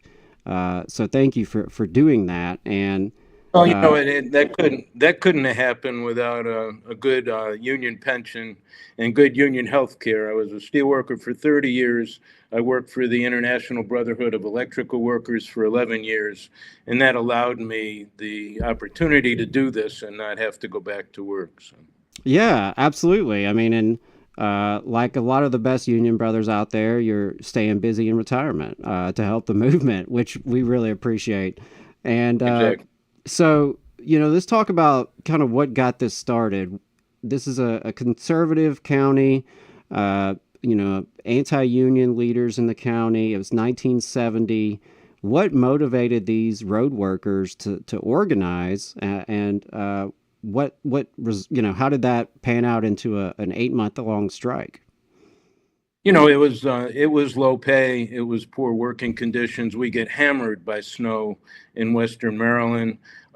We have 3 climate effects that can come in, and certainly back then, 260, 300 inches of snow in a winter weren't an aberration. Folks had to stand on the back of trucks and spread cinders.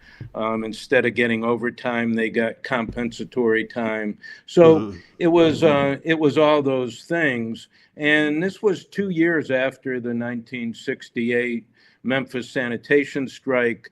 AFSCME, by that time, it had started out as a white-collar union. And by that time, AFSCME was majority blue-collar and had been affiliating with organizations like the Garrett County Roads Workers Association, which had formed in the 50s.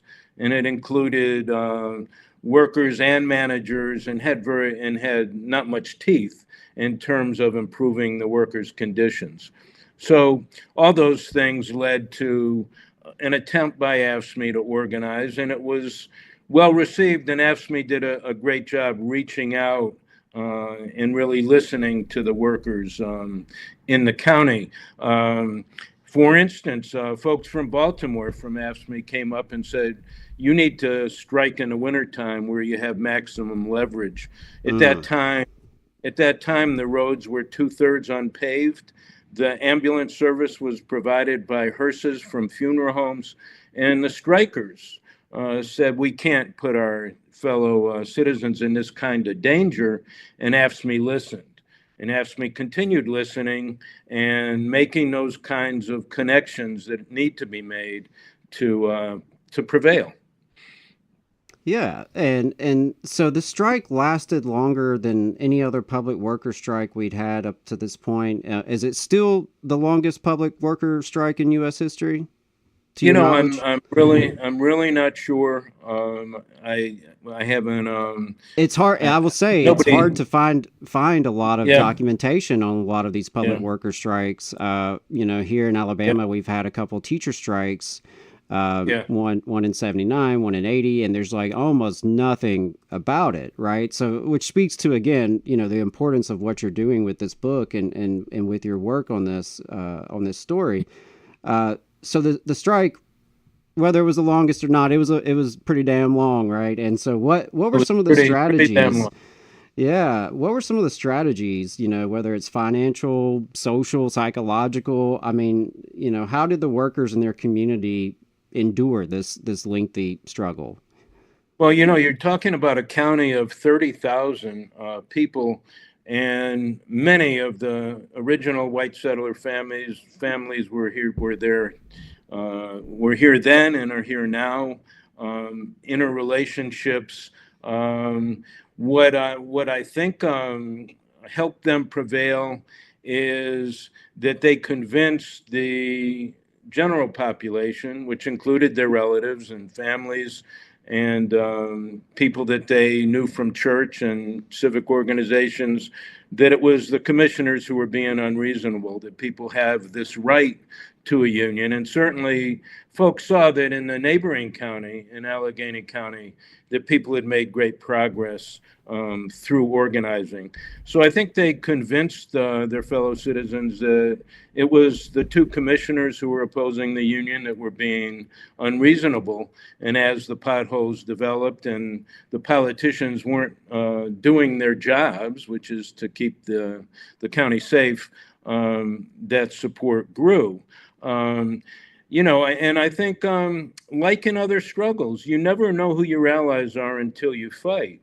They might have assumed, the commissioners might have assumed that the people in the pastors in the religious community might not support the strikers. And lo and behold, one of the leading pastors was a retired member of the mine workers union, and he wouldn't let any friction develop between the pastors and the parishioners that were on strike. They might have thought that a few business leaders that dominated the county politics would persuade people to go against the strikers. And I think there was a mixed kind of consciousness about the business leaders, a mix of respect and resentment. But people, the strikers and the families by and large, believed that they didn't have a right to tell people whether they could have a union or not. And finally, the commissioners tried to say that this was black people from Baltimore City that were causing this strike. Black people from AFSCME coming in from the outside to an all-white county, stirring up trouble. And that backfired. People don't turn back help when it comes. There were touching stories, like one of the strike leaders' wives was pregnant, and the workers from Baltimore who came up in caravans with food and clothing brought her a baby outfit from a shop in Baltimore. So, any attempt to divide the workers from their supporters, white or black, kind of backfired. And then finally, they thought they could depend on their political allies to crush the strike. And that backfired also. AFSCME, the AFSCME local endorsed candidates from both the Republican and Democratic parties in the primary, who they thought would settle the strike. And by the election, 3 Democrats were elected to the county commission in a county that has never, as I said before, voted for a Democrat for president of the United States, including FDR and JFK. Wow. And, this brings me to something else I wanted to touch on. And you kind of hinted at a little bit with the community connection there, but I know something that you wanted to highlight was the role of the workers' wives, right, as well as the broader community. Did you have any, examples or stories that really illustrate that kind of solidarity connection and how that was important to sustaining this strike? Oh, absolutely. I mean, I've had personal experience, secondhand actually, watching companies try to divide husbands from their wives during a strike, actually sending out letters to the wives in the midst of a conflict, suggesting it's time for their husbands to go back to work. I think there might have been an assumption that would happen here, and that backfired. In 2 months, the strikers' wives mobilized and actually took over the rotunda at the courthouse. Nothing like that had ever been conceived or happened in the county before. The county commissioners actually had to call the deputy sheriffs to escort them home at the end of the day. The strikers' wives played a pivotal role.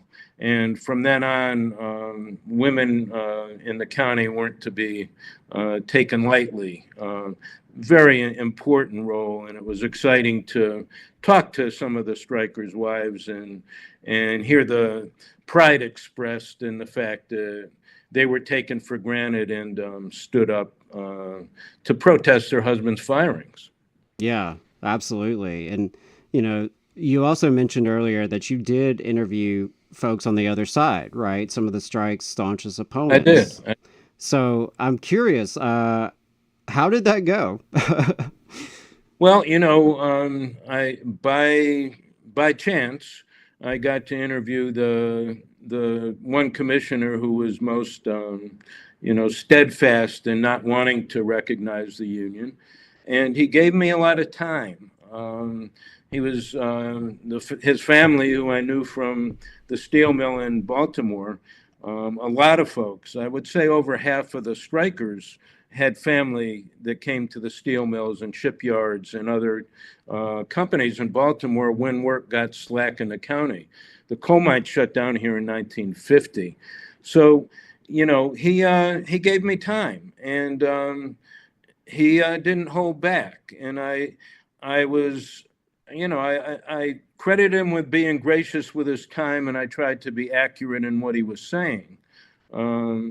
He's a man who hasn't changed many opinions in 50 years. So I tried to, like I said, I tried to be accurate. But in other cases, I interviewed a local businessman who said he didn't like unions, but he actually gave the strikers the locale for their store to distribute clothing and food, because he said he was a Christian and he thought that there were people that were on strike who might not have wanted to be on strike, and he wanted to help his community. He was not a union supporter, but I think that showed the breadth of support that was there for folks that they might not have liked the union, but they liked the roads workers, and the roads workers are absolutely essential in building the bridges and clearing the snow in the wintertime. Right. So, when the strike came to an end, could you tell us a little bit of, what was the result? And then you also wrote that there were some really lasting changes in the county afterwards as part of the legacy of this strike. So, could you talk a little bit about how the strike came to an end and what was its impact since then? Sure. The strike was settled within minutes after the 3 Democratic commissioners were installed. Unlike other struggles, say in Kentucky, West Virginia, the coal mine battles, this was a struggle between folks who might have been family, who might be the farmer up the road. Folks immediately went back to work and needed to get the roads ready for the upcoming winter. As far as lasting changes, folks tell me that local employers started raising wages slowly. There weren't tremendous financial gains from the strike, but the strikers told me that the main thing they gained was respect, that they now had a basis of negotiating in the future and not being part of an association that was, ineffective, but being part of an international union with a staff. And AFSCME had brought in a lot of financial support and other support during the strike. And, in addition to that, folks many of them having farm families, shared food. I think that was essential. The long-term, changes that took place within 10 or 15 years after this strike, the county hired its only woman on the roads crew, and she had previously been denied the job and had filed a discrimination charge. The strikers elected her president of the local union, and the staff representative assigned by AFSCME came from Cumberland, Maryland, as president of the roads workers in that city. He was a Black leader, well respected, and happens to be, his name is John Gates, and happens to be the first cousin of Professor Henry Louis Gates. So, just in terms of how people perceive unions, how people perceive the multinational character of unions. And then from there, a modern bureaucracy was set up. Everything before the strike was handled by 3 part-time commissioners. Issues like transportation, emergency health care, the women in the community engaged through the League of Women Voters and fought domestic violence. Before they engaged, the deputy sheriffs would show up at a house where a husband was beating his wife, and they would leave, considering it a family matter. Women started engaging in, more in the political process. Like I say, emergency health care, sex education in the schools. All of these changes came about, might have been retarded had the strike not replaced the old leadership with new leaders. Yeah, and I think something that's really powerful about struggles like this is the way they empower folks. They empower regular, everyday people, Exactly. and it empowers them to then carry on new struggles and more struggles and continue that fight for justice wherever, whether that's in the workplace or in the community, at the ballot box, wherever it may be. And also really appreciate you mentioning the faith connections earlier as well, since we had Michael Spock from the AFL-CIO on this morning to talk about labor in the pulpit and, why that's an important initiative. And I think, here's a real life example of where faith community played a role in this strike. Sure. And it was important to have those connections and relationships. Sure. And sometimes, it's not always that you're going to have supporters, but maybe you nullify some opposition, right? And sometimes absolutely. that's helpful. Yeah. Yeah, the commissioner that was most opposed to the strike was quoted in the paper saying to the ministers, you save souls and we'll save the county. And,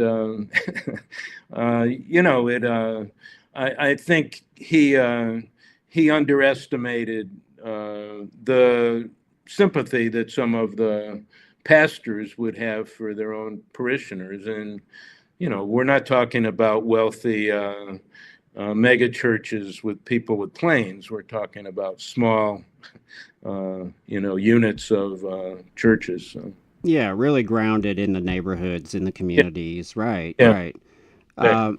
So something, you do talk a little bit about in the publications around this book and trying to spread the word about it. You speak to some of the modern anti-union campaigns and how this story is relevant today. So, what are some of the lessons that you hope readers or organizers or just working people generally can draw from this strike and this story, especially in our current crisis that we're facing as a labor movement?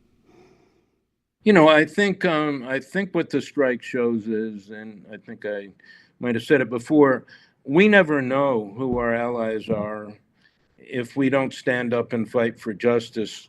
We may assume that we're going to be isolated. We may assume that we're weak. And then we stand up, as the roads workers in Garrett County did, and we find allies that we wouldn't have expected, because there's other people who've been watching what's going on and are dissatisfied.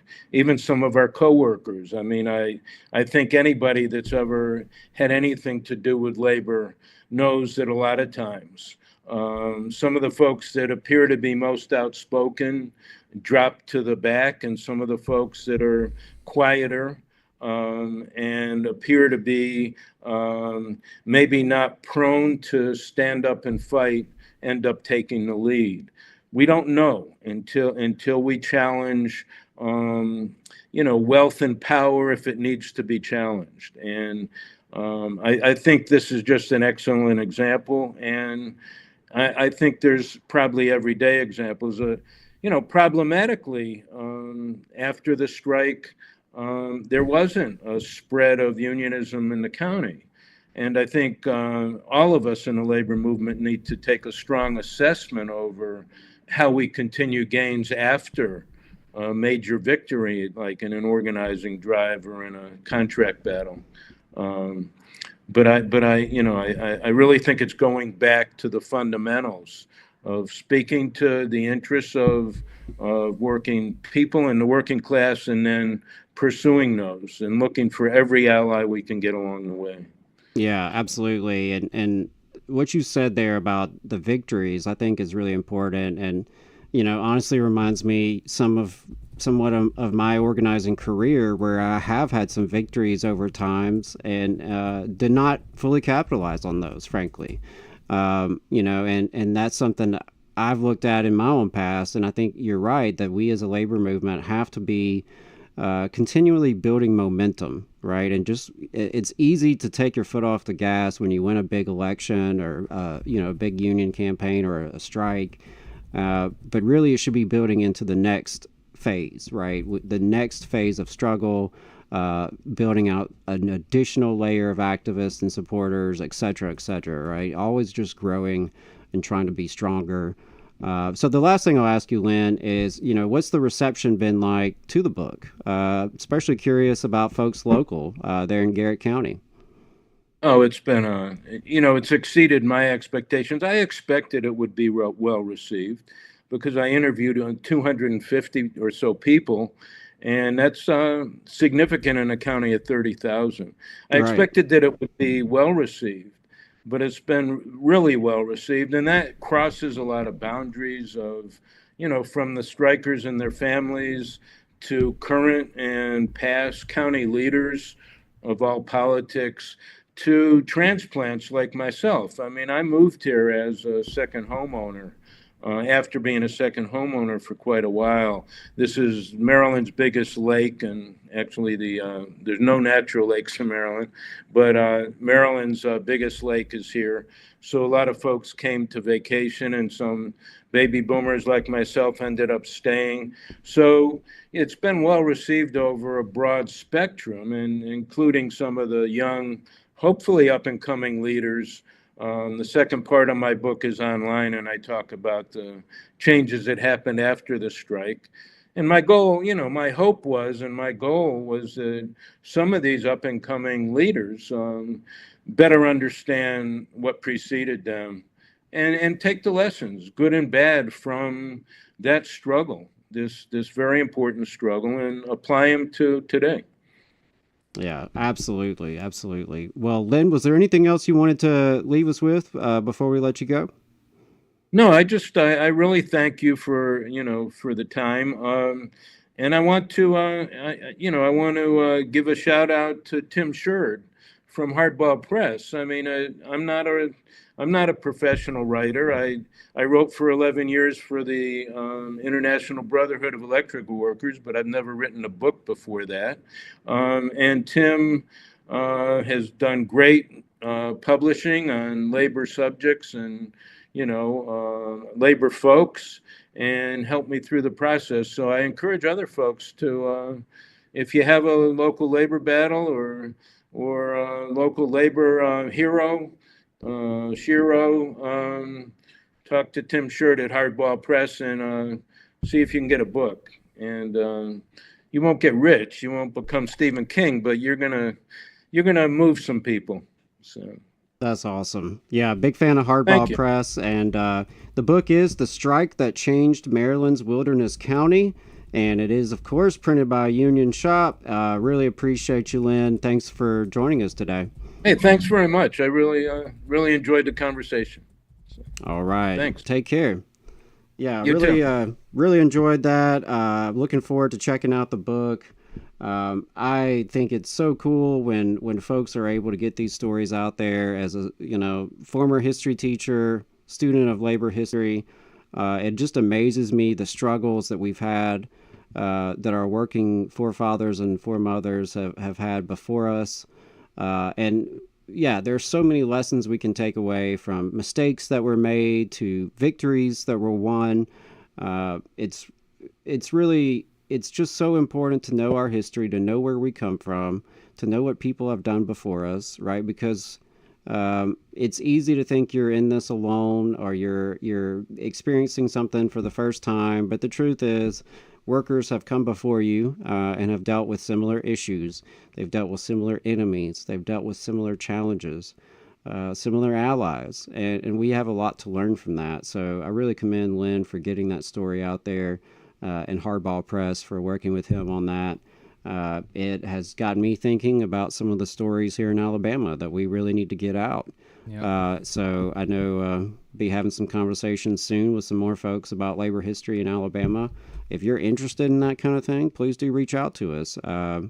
It's obviously something we're passionate about, and we think it's important to reclaim our heritage. Something Lynn mentioned about the portrayal of AFSCME as like outside agitators really resonated with me, because that is something we experience so much in Alabama. Anytime there's a high-profile union organizing drive, the powers that be portray it as like, Yankee outsiders, outside agitators, people who aren't like us, right, is what they want you to believe. And it's just total BS, right? It is a disservice to the workers themselves who are organizing, and it's disservice to our proud history of working people struggling for a better life here in Alabama. Yeah. Yeah, absolutely. I'd love to be able to get a grant and take some time off work, maybe write a book about some of the stuff, because I mean that, like you said, I mean the public sector stuff is particularly, there's not a whole lot of engagement with that. I mean, the fact that we had in Alabama multiple teacher strikes in the 70s that were really big, and that the teachers won, and there's literally nothing about it. The only thing that you can find about it is like a small reference in the AEA's own history book. Yeah, so I will say I had a PhD student reach out to me some time back doing some research on just this topic, public sector unions and public sector teacher strikes in the South. So hopefully that will be changing. Hopefully there will be more out there. If you are a history student out there and you're interested in labor, feel free to reach out to us and connect with us. We're happy to talk and collaborate any way we can be helpful. I mean, at one time, 1 in 4 Alabamians were members of a labor union. Walker County was the most unionized county in the country. That's a really cool history, and we've got to reclaim that. Yep. Well, Adam, we have another guest coming on at noon, but we got a little bit of time between now and then. What else have you been? What have you been looking at this week? What's been on your radar? Well, one thing that's definitely been on my radar is the Tennessee Valley Authority. Yeah. If you missed it a couple weeks ago, we had a great panel with folks from IFPTE, from the Iron Workers, and who else do we have on that panel? Launa? Yes, IFPTE, the Iron Workers, and Launa, Yeah. So if you missed that, I think it was 2 weeks ago. Highly encourage you to check that out. There was a TVA board meeting just this past week, and shout out to our brother Eddie Mitchell from Iron Workers 477 for doing a great job testifying at that board meeting. Speaking out against privatization. Speaking of that, for our board op, how difficult would it be if I sent you the link for you to go to that link and play it on the air impromptu? Would that be a very difficult thing to do? Or no, it's a clip. It's a clip, like on YouTube, Facebook, or something. Okay, yeah. Well, then Jacob, you line that up. Yeah, keep on going, Adam, and I'm gonna line that up. Line that up, Jacob. I'd love to play that. So yeah, there was a board meeting this past week, and what's going on is that there are a lot of rumors and hints and threats at privatization of the Tennessee Valley Authority, and that is just crazy. It's crazy.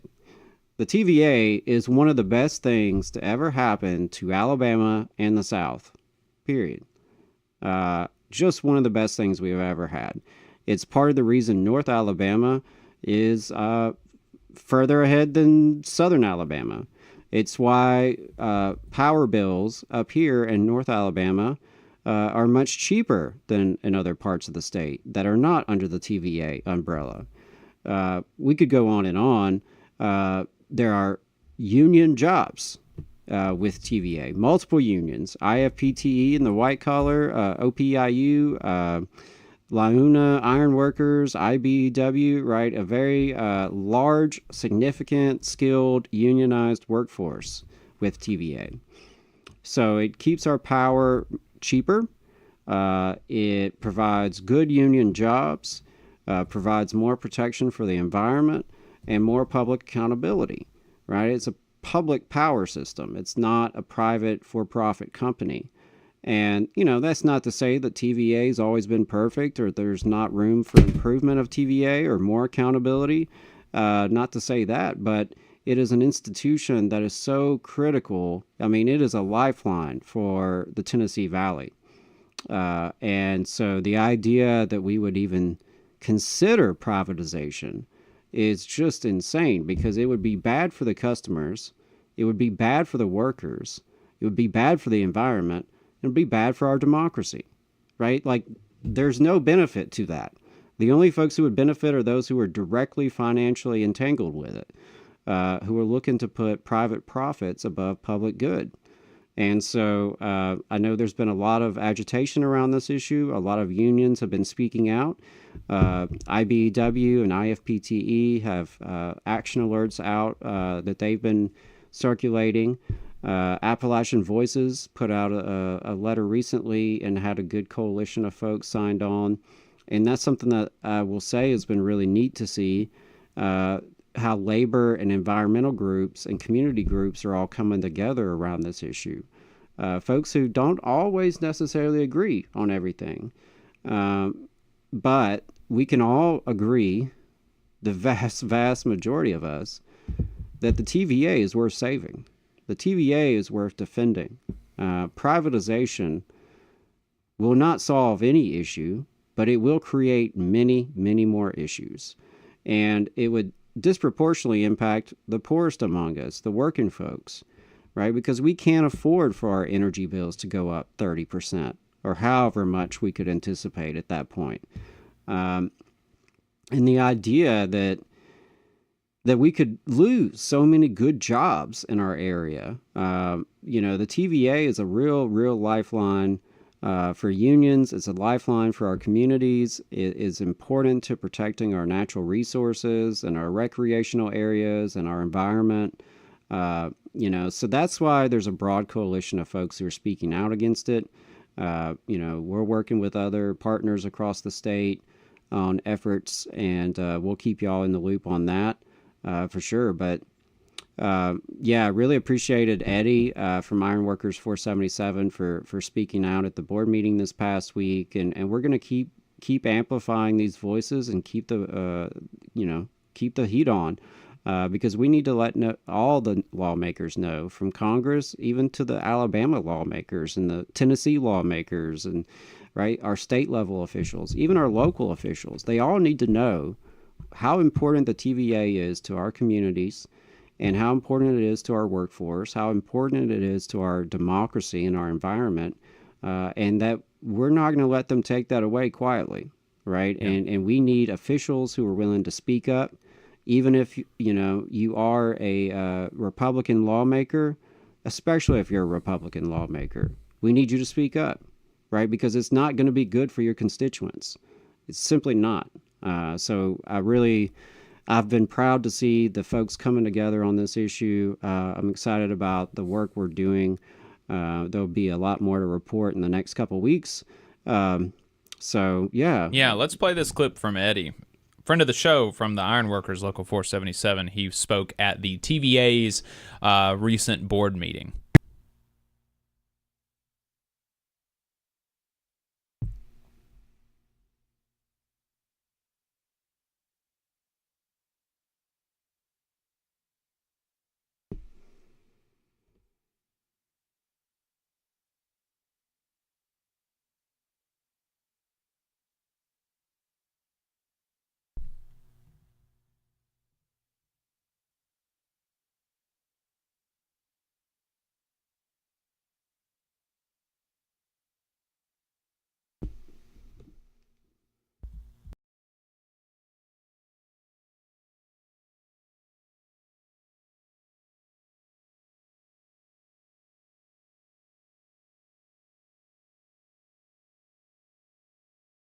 I work at Pickwick Dam. I work with the board of directors, and Mr. Mullen, thank you for the opportunity to speak. My name is Eddie Mitchell, and I'm a union ironworker from Local 477 in Sheffield, Alabama. I'm here today to speak against the privatization of TVA. Some of this is redundant. For more than 90 years, TVA has been a public institution created to serve the people, not private shareholders, as mentioned before. When TVA was founded in the 1930s, it brought affordable electricity, flood control, and economic growth to one of the most impoverished regions in the nation. It wasn't designed to maximize profits, but to maximize public good.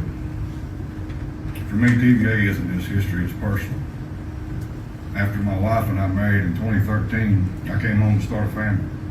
TVA projects afforded me that opportunity. I worked at Pickwick Dam. I worked with road and maintenance on various projects. In the last 2 years, I worked with ESS. This job gave me a livable wage and allowed me to pay the fertility doctor. We've got a 7-year-old daughter now. If we were to privatize TVA, all that would be at risk. Private utility companies answer to investors, not communities. Their goal is profit, and that can mean higher electricity rates for families across the valley. Rural communities, which often cost more to serve, could be neglected, leaving thousands without reliable power. Privatization also threatens jobs. TVA employs thousands of workers in our region, our friends, our neighbors, our families. If TVA is sold off, those good-paying jobs could disappear or be replaced by out-of-state contractors with no ties to our local communities. And so I ask you, what are the benefits in selling off TVA? Do they outweigh the cons? Is this all just to allow some corporation to generate more profit? The answer is clear. TVA must remain public. Thank you. All right, there you go. Great speech from Eddie Mitchell from the Ironworkers Local 477 in Muscle Shoals, Alabama. Really appreciate it. And he was obviously not the only person to speak at the board meeting. There were lots of union members represented, lots of community members represented, lots of community organizations at the board meeting speaking against the potential privatization of the TVA. And now a lot of people, you know, I have a regular morning segment on Dale Jackson's show. He is the local conservative talk radio host, and I've been talking to him about this, and he's like, that's never going to happen. That's never going to happen. You know, don't worry about it. You know, don't get your knickers in a twist or whatever. And, you know, maybe it won't, but also, what's his name? That Tim Burchett guy has explicitly come out in favor of it. And I just heard that a couple of weeks ago, Tuberville was at the BCA legislative conference blasting the TVA. And so Tommy Tuberville may be in support of it potentially. So, and obviously the Trump administration is supportive of the idea because they're the ones who kicked off this whole scare in the first place. So, you know, the idea that it's something that people should not be concerned about is absolutely ridiculous, because it could happen. You know, like with everything. I mean, the Trump administration is really kind of rewriting the rules on what is and isn't possible politically, and so we need to do everything that we can to inoculate the residents of the Valley against this potential assault on our livelihoods. Adam mentioned earlier that, you know, if the TVA is privatized, you could see utility bills increase by 30%. That is not just a random number that he pulled out of the air. That is how much less residents of the Valley in Alabama, in northern Alabama, pay than residents of Alabama who get their power from Alabama Power. Those are the numbers. People in North Alabama pay 30% less per kilowatt hour than folks who get their power from Alabama Power. That is huge. And so if you, if you're looking at, if you're looking at privatization of this huge entity, you should be looking at what are, like, it's not as if we don't have private utility companies. We can see what they're doing, and what they're doing in Alabama is not as beneficial for the residents of Alabama as what the TVA is doing. And so keeping the TVA is really important. And then we need to expand the TVA. We need to have the TVA buy all of the private utility companies in the South and run utilities in the South by the TVA. Everything be the TVA. That way everybody can get 30% lower utility bills. It shouldn't just be residents in North Alabama. It should be the rest of the state. It should be the rest of the country. Because the TVA is so good. Literally one of the best things that's happened to the South. And everybody deserves that. Yeah, and something that Daniel Tate with Energy Alabama said is that TVA was originally created because the private sector failed rural America. And something Eddie mentioned in his speech, right? Like, this was a very impoverished area in the Tennessee Valley before the TVA, right? And it brought modern life, really. I mean, an industry. And I think, you can point to the TVA as part of the reason why Northern Alabama is more developed than other parts of the state and does have more shared prosperity, right? between the customers who are benefiting from lower cost, between the, outdoor recreational areas that are preserved for folks to enjoy, the many, many workers who have good jobs with good benefits, who are able to provide for their families. It's just really a win-win-win-win for all of us. And so the idea that we would want to mess that up is crazy. I understand what Mr. Jackson is saying. Don't get concerned about it. But you know what? People have said that for a long time about a lot of issues, right? People said, oh, they'll never rip up federal government's union contracts. They'll never do that. They won't do that to the VA employees. Surely they won't, right? And they're doing it, right? So they're never going to cut Medicaid, and they did it. They're never going to cut food stamps, and they did it. They're never going to roll back Roe versus Wade, and they did it. Right. So they will do what they can get away with, and that's why we're speaking out about it. We hope that it doesn't come into play, and we hope that the opposition is loud enough and strong enough that they don't even entertain this. But that's why we do what we do. That's why we're speaking out, because we continue to see our rights, our benefits, our freedoms under attack, and it's up to us to organize and speak out. Yep. We have Nick Livick in the Zoom. Nick Livick is a member of the United Auto Workers Local 31 and co-chair of the Interim Steering Committee for UAW Members Action, a new caucus within the UAW. We wanted to get him on the program to respond to a recent piece in Barry Weiss's Free Press. The auto workers want their union back, presumably, as opposed to somehow the people who have the union and are not auto workers. Nick Livick, welcome back to the Valley Labor Report. It's great to have you. Thanks for having me. It's good to be here. Really looking forward to this conversation and appreciate your willingness to take the time to talk to us. We'll just go ahead and jump right into it. This piece, as I said, is written by Franny Block for Barry Weiss's Free Press. The title is The Auto Workers Want Their Union Back. And the whole kind of crux of the piece is an attempt to divide Fain from his membership and to divide the membership apart, to put divisions between the membership itself, to divide the leadership from the membership and then different segments of the membership from each other, attempting to make it out like Fain, despite being an auto worker himself, has been a part of the stealing of the union from auto workers, the real base of the UAW, and that the real auto workers want their union back, quote unquote. In particular, they point to so-called union traditionalists, which is a really funny title for the people that this article is sympathetic to. These so-called union traditionalists, they're opining about the union's founding era and ostensibly juxtaposing that with the current UAW, specifically as it relates to the fight for social issues. And the implication there is that, the old UAW is just focused on the shop floor and nothing else and never touched social issues. And now the UAW is totally different, and we're talking about all sorts of social stuff. And that's different in an important and fundamental way. Can you talk to us about, give us a little history lesson, I guess, on the founding era of the UAW? Who was that founded the UAW? And, can you talk to the audience about whether or not it's true that, the union back then simply focused on, quote unquote, bread and butter issues on the shop floor rather than concerning itself with the rest of society? Yeah, so it's interesting hearing like union traditionalists, and then the people that they're calling traditionalists don't even know the history of the organization that they belong to.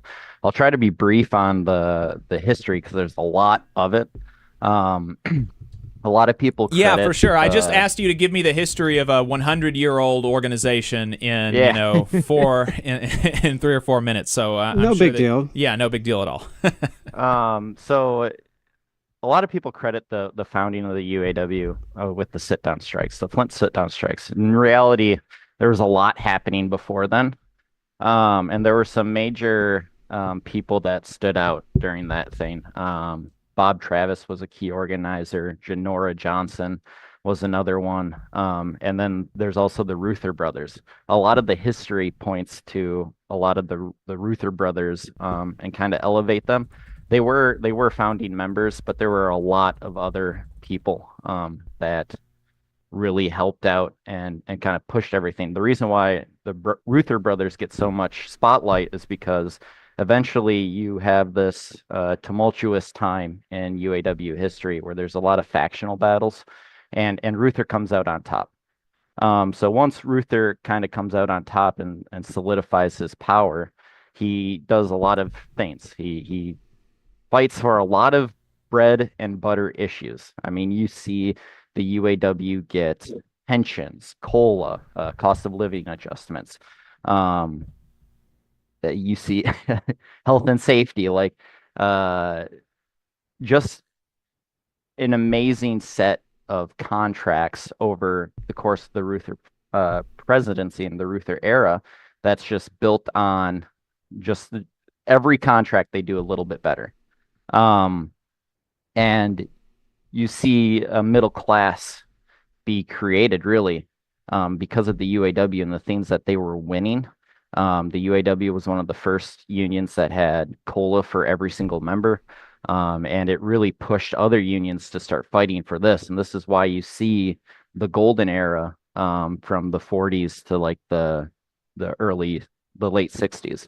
But during that time, Reuther was advocating for universal health care as far back as 1940. The UAW was involved in the civil rights movement majorly. The March on Washington might not have happened without UAW support. They fought for environmental protections, fought for peace during almost every single war. They wanted to see a full employment economy. They pushed the National War Labor Board to require women performing the same work as men to be paid the same in 1942. They endorsed the Equal Rights Amendment. The UAW was one of the largest and most involved members in the first Earth Day. And even one of the lead organizers of that said, without the UAW's involvement, it probably would have flopped. Climate advocacy, Clean Air and Water Acts. I mean, you name it. We played a key role in lobbying for the creation of Medicare and Medicaid. So like it's so far beyond just bread and butter issues. And the shirt that I'm wearing right now on the back, it says, "We fight for justice, not just us." The UAW has never just fought for their own members. It's always been a broader vision. And some of the issues that they're saying, like, the UAW is such a big organization that we have like people in departments that are literally departments that are able to, work with other nations, other labor groups, broader internationally, within the nation, and really building all these solidarity. So like one of the persons quoted is like, "I'm a 4th generation union member. I'm a 3rd generation UAW member." So I've grown up and I've seen this, and I've educated myself on the history. So it's always been this broader movement about not just what can we do for the workers that are under our contracts, but what can we do for the broader working class, and how can we better their stance in life. And that's part of a big thing. Like when you go to organize, like you want to be an organization that people want to be a part of. And people want to be a part of something that's fighting for something that's bigger than them. They don't just want to, like, a great contract can mean a lot. But it's like Reuther said in the 50s, what good is a couple more dollars in your pay if the world goes up in atomic smoke? What good is a couple more dollars of pay or a couple more days of vacation if the lake you want to go to is polluted? Like all of these things are interconnected, and we can't forget that. Right. And there are a couple of comments that I wanted to make on that, because there's with hindsight, a lot of those things, although it's becoming less and less the case, what I'm about to say, but with hindsight, a lot of these things, like the UAW being involved in the civil rights movement, the UAW being involved in environmental protections, the UAW being involved in opposition to the Vietnam War, those kind of feel like, okay, well, that's just what good people should have done, Jake, like that's just a normal thing. But that is not how it was viewed at that time. Being supportive of the civil rights movement in the 1960s was not a popular position. Being supportive of ending the war in Vietnam as the war was going on, much like this war, was not popular. Although, actually, at this point, so ending aid to Israel and opposing what they're doing in Gaza is probably more popular than opposition to the Vietnam War ever was. And it's certainly more popular than support for the civil rights movement during the midst of it.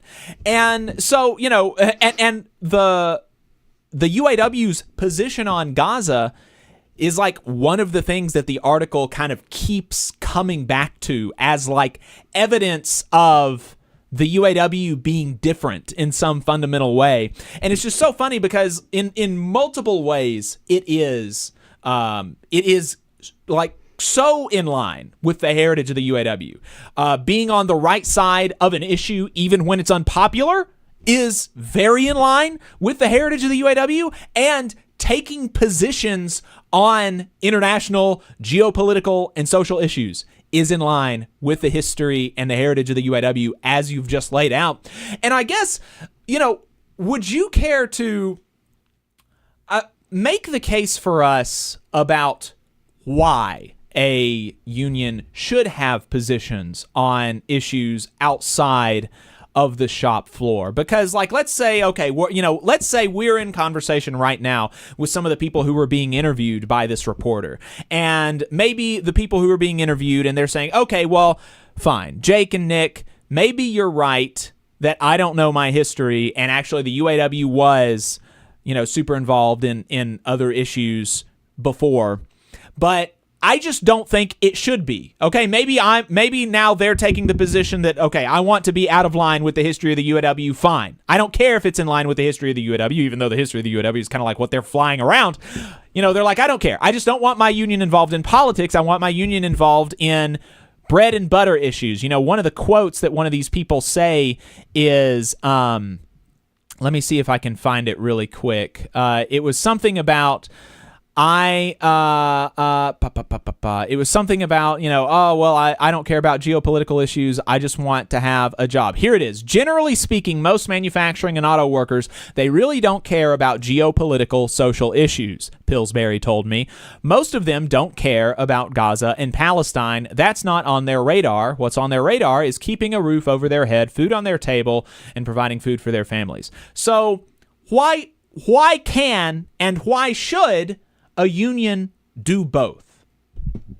Yeah, so one thing I would say if auto workers generally don't care about geopolitical issues, then what's the harm in having the organization do geopolitical issues? Like, that's a good question. Why are you so ass-pained about what's going on then? But one thing that I would counter is that, like, beyond if we stay as a narrow focused organization and we are only focused on winning the best contracts humanly possible and that's it, well, where are you growing your power? Like, where are you enticing other workers to join your organization? Is it just because of the contracts? Because I don't think that's really going to motivate a lot of people. And then go back, like, if you're not involved in these issues, like, let's go back to the 40s to the 70s. Where would we be without Medicaid and Medicare, which is now trying to be getting cut by this administration? Where would we be without, like, any of the landmark things that we've been involved in? Like, I mean, clean water, I think that sounds great to a lot of us. Clean air, that sounds fantastic. Not blowing up the world in a nuclear war. I mean, that sounds great. But beyond that, like building every single corporation that we bargain with, almost every single organization that we bargain with, they're international. So how can we not fight on an international level? And how can we not fight in politics when our history has shown us that when we do fight in politics and when workers come together and care about politics and get involved in politics, they can change the political nature by huge margins. You know, you saw a lot of that happening from our history. So if we're not fighting for, you know, something as simple as peace, like I don't know how that could be something that like people shouldn't be dying because people are dropping bombs. Like that's not a radical position for like anybody. It shouldn't be, at least. And we just, it's something that we need to do. We need to build these relationships with the workers of other nations, and we need to foster these relationships and do what we can to improve them, because at the end of the day, you know, we're fighting against international corporations. So why are we not playing on the international scale? Why are we not fighting for, you know, other people? Because that's what we want people to do for us. We look at the Mexican auto workers, and a lot of people say, well, they're stealing our jobs. Okay, well, what are we doing to foster the relationships with those Mexican auto workers who just want to put food on the table and a roof over their heads? And what are we doing to build the relationships with their unions? I mean, that means we're going to have to care about geopolitical stuff so we can turn around and we can, you know, maybe we can fight together. Wouldn't it be great if all the auto workers on the North American continent could fight together at the same time and then really put these companies on their back foot? I mean, that's the way that you're going to get those major gains that you saw back then, because back then we were fighting national companies.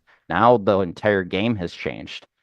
Now they can pick up a shop and they can move it down south. So why aren't we fostering those connections? So if you want a roof over your head, if you want to put food on your table, the single best thing that you could do is foster these relationships. And that means getting involved in geopolitical issues and caring about other nations. Right. Another thing that they mention, and so I'll just respond to this, and if you have anything else to add, you can say it. But you know, they mention some of the UAW's connection to current socialists as, you know, as if this is another kind of going away from their heritage. They mentioned that the UAW endorsed Zoran Mandani. They mentioned that some of the people who occupy pretty high offices within the UAW or hold high staff positions have been members of the DSA, and either have been or are currently members of the DSA. And, you know, Walter Reuther was a member of the Socialist Party when he was young. There were lots of people who were members of the Communist Party who were involved in the Flint sit-down strike. I think Bob Travis was a member of the CP. And so, you know, again, it's just like, it's not that crazy. It is not out of step with the union's history that you would have the union being connected to people who are socialists. You know, that's not out of step with the history of the union. And so they go on to, you know, further their defense of the union traditionalists, which, you know, I think that we've pretty adequately, you know, explained why union traditionalist is a very funny term of art for these people. But they talk about some charges that are being levied against Fain.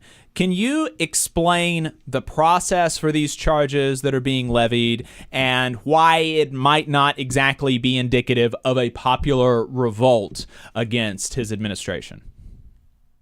Yeah, so one of the things that when the consent decree was entered into, this was one of the things that the consent decree lowered. So previously, you had to have one local set up the charges, and then 10 locals had to support those.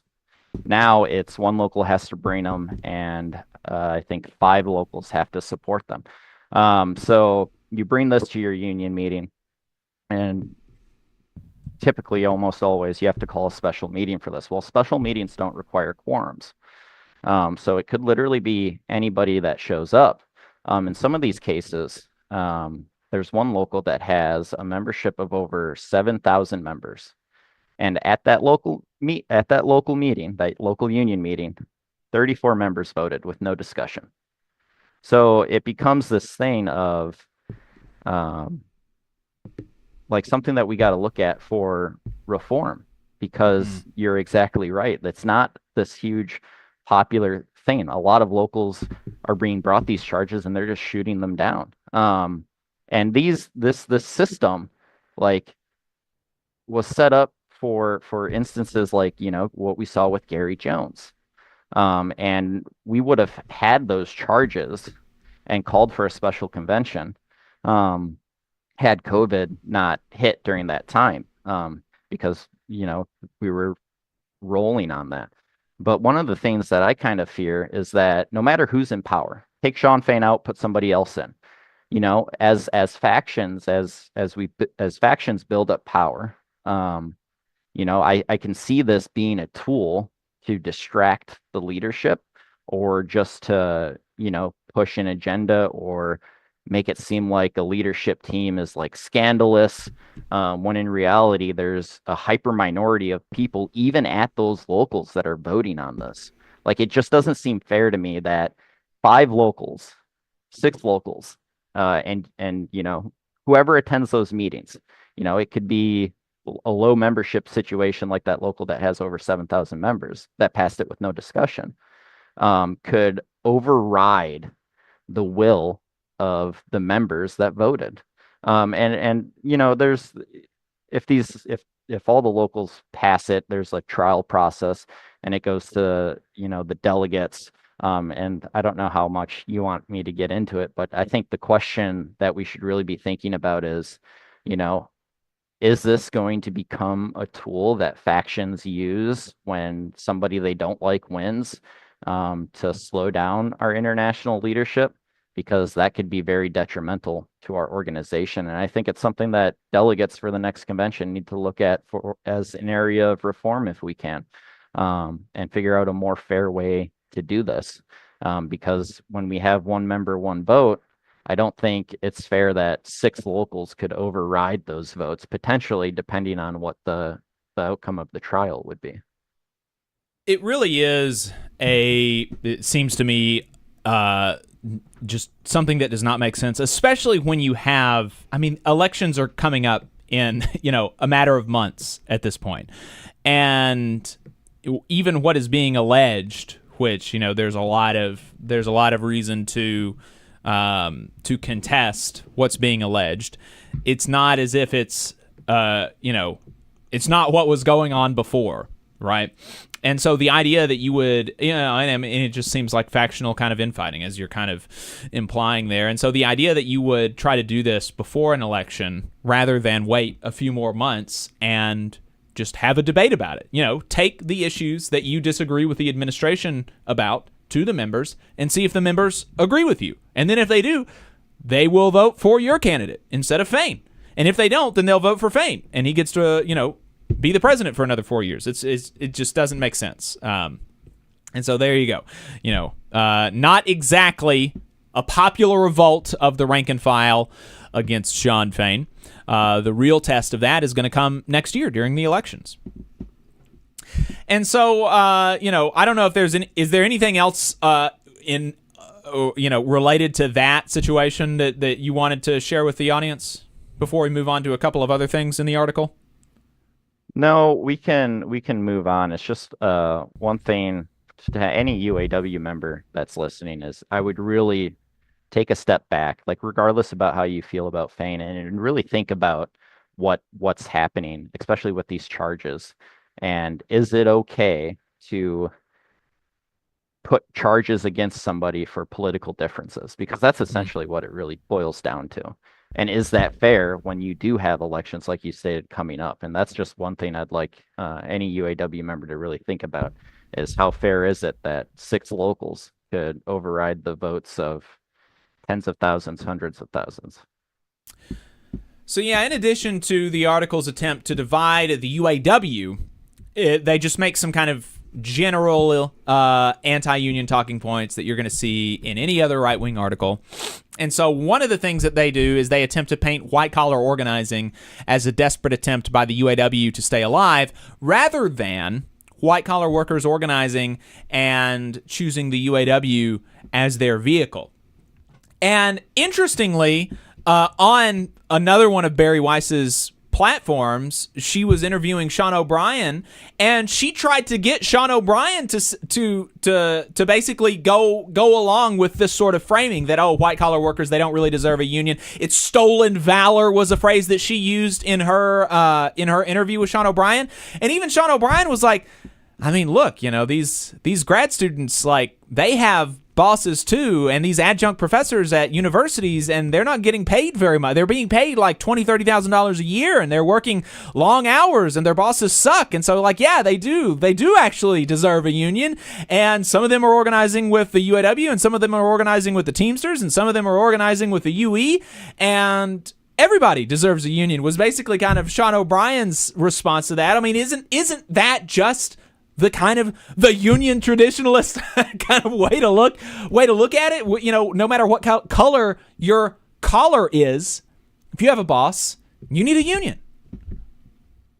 Yeah, I think that's exactly right. But one of the things that kind of struck me is that the author, I'm wondering if they even did their research, because they said that auto workers are below a third of the union, and I researched that when I read it, and this is directly from UAW materials. 37% of the membership is in auto. 75% of the membership is in blue collar manufacturing. So from heavy trucks, defense, aerospace, IPS. So that means 25% is between other categories. Like gaming, pop, and higher ed. But that's exactly right. And it's interesting that the people that were quoted in this article some of them are supporting a certain side running for international president. And I wonder how they're going to get there when they're trashing a quarter of our union. I mean, that's a pretty bold strategy. I'd like to see if it pays off. But you're exactly right. These people, like, in these sectors, they have bosses and they're being exploited. Like, right. You talk to some of the higher ed workers, like, who are going to school and working for the school. And they also have kids. They're getting paid. Like, some of them have master's degrees and they're still only making 20 to 30, 40,000 a year. Like, that's insane. And they can't figure out, like, they can't even afford their own childcare. Like, that's insane. And in what world is any union member, or especially an auto worker, going to stand up and say, well, yeah, that's not fair, but, like, come on, man, this is our union. Like, right. No. So it's just, we all got to work together. And I think that's part of the thing that, like, organizations like Member Action can do. Like, we need to figure out a way for sides to come together and have discussions. And this needs to be a discussion that's happening beyond the conventions. Like, this needs to be something where we can continually talk to each other and we can kind of talk through these issues, because there are issues between, different sectors. I'm not gonna sugarcoat it. There are. But the only way we get there is through talking and figuring out, what issues, like, where the issues are, and, like, talking and putting leaders in connection with each other and really building those bridges so we can ultimately go forward a lot stronger together. But to say that these workers are hijacking our organization is just insane. Right. So it's wrong in multiple ways. For one, it's like they're organizing and they're choosing the UAW as their vehicle. Rather, it's not as if the UAW is like, oh, we need to shore up our dues base, and so we need to go and find other industries to organize. It's like these workers are being exploited and they have come to the UAW. But it's wrong in another way, because you said that, and here's the part of the article where it mentions this: less than a third of its current members are auto workers, aerospace engineers, or agricultural workers, the union's blue-collar base. They are far outnumbered by a hodgepodge of white-collar defense attorneys, librarians, roughly 100,000 people working in higher education, and more. So you're saying that's just the claim that the blue-collar base is outnumbered by the white-collar parts of the union is just not true. And the blue-collar is like 75% of the union. According to the UAW's own publications, yeah. Well, the truth is not paramount at Barry Weiss's Free Press, I don't think. So here's another thing that they say. They attempt to paint the layoffs as a result of the contract. The UAW negotiated a new contract with the big three automakers in 2023, and it was hailed by Sean Fain and the UAW as, a historic thing, a huge success, raising wages, improving working conditions, et cetera, et cetera. And here's that part in the article. They say union leaders touted the resulting contracts as a huge success since they raised wages for 150,000 auto workers and helped restore lost benefits, including cost of living adjustments and bonuses. Critics complained that the new contracts didn't contain enough job protections. Workers are now facing the consequences. The big three laid off over 20,000 workers in the first year of the contracts. And so they're saying directly these 20,000 workers are the consequences of the contract. Is that true? I mean, no. And the source of this information, and this is so frustrating to me, is UAW Uncovered, which is the group that's actively union busting our manufacturing drives everywhere. And what these almost all of the layoffs that they quoted in their as their source are temporary layoffs. So that could be anything from you're retooling for a product. We're having supply chain issues. It could also have been a result from the strike. Once your parts are depleted, we work on just-in-time delivery. So you got to build that supply back up. You got to get it off the trucks. But another thing, we have protections in our contract for layoffs. And sub benefits. So I'm laid off right now. I've been laid off as we retool for a new product since the end of last year. I think it was around November, December. But I'm still collecting majority portion of my paycheck from the corporation because we have sub benefits. So anytime somebody gets laid off, you get a sub benefit, which is about 75, maybe a little bit more % of your pay. And in this last contract, the UAW replenish those weeks. So when you're on indefinite layoff, it's a different between indefinite and temporary layoff. When you're on an indefinite layoff, you get 52 weeks. And then as that counts down, it depletes your weeks for the 4-year period. Temporary layoffs don't function like that. You could be on a temporary layoff for however long. So they replenish those weeks. Additionally, they expanded it. So prior to in progression workers would get, I think, 24 or 34 weeks of subpay. Now we get 52 plus the 52 weeks of, there's an additional thing if it goes beyond that. And it was also expanded to temp workers. So now temp workers get temporary layoff protections, and they also get short work week, which they hadn't gotten before.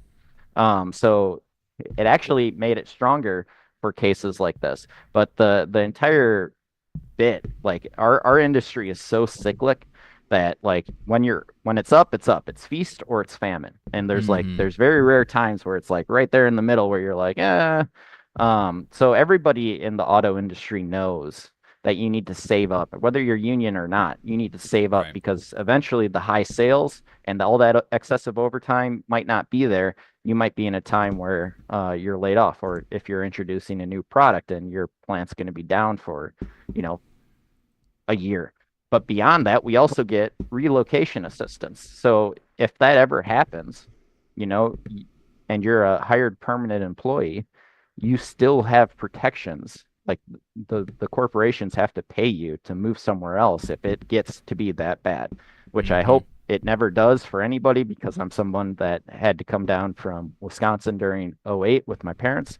But we do have protections, and this is a very normal thing, whether you're union or non-union. Like layoffs in the auto industry happen. There's no other way you can retool your plant for a new product or change out dies. I mean, it's just, there's so much that goes into it. Right. And I just wanted to point out this thing that I found. So, they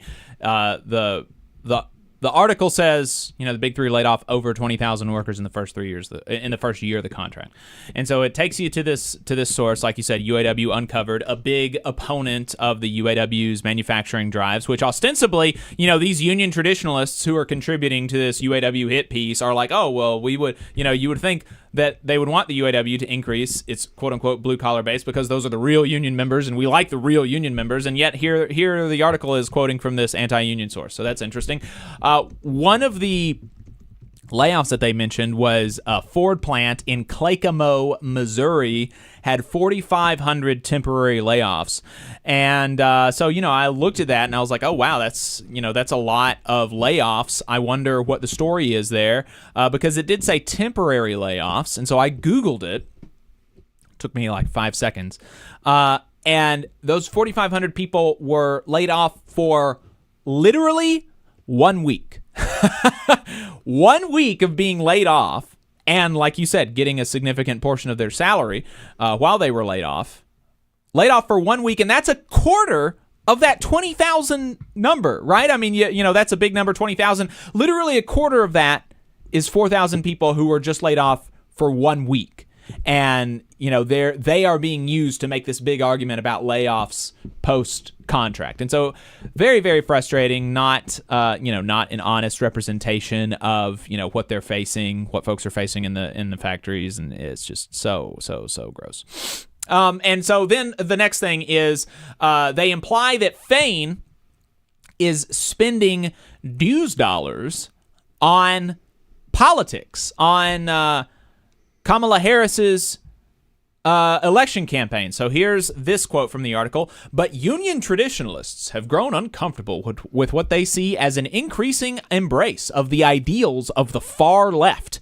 Fain spoke at last summer's Democratic National Convention, the total, that's the place where the far left is the DNC, to which the UAW also pledged $1.5 million in financial support, plus a field and media campaign to help Kamala Harris. Again, a far left Kamala Harris. And so then they go into a quote from a union auto worker who apparently didn't want to be named. Quote, I don't want to give my dues money to other organizations. I didn't sign up for that. I didn't vote for that. And so this juxtaposition here, the saying $1.5 million donation to the DNC, and this guy, I don't want my dues money spent on other organizations. The implication, the thought that the reader is left with is that the UAW gave $1.5 million in dues money to the DNC. Did that happen, Nick?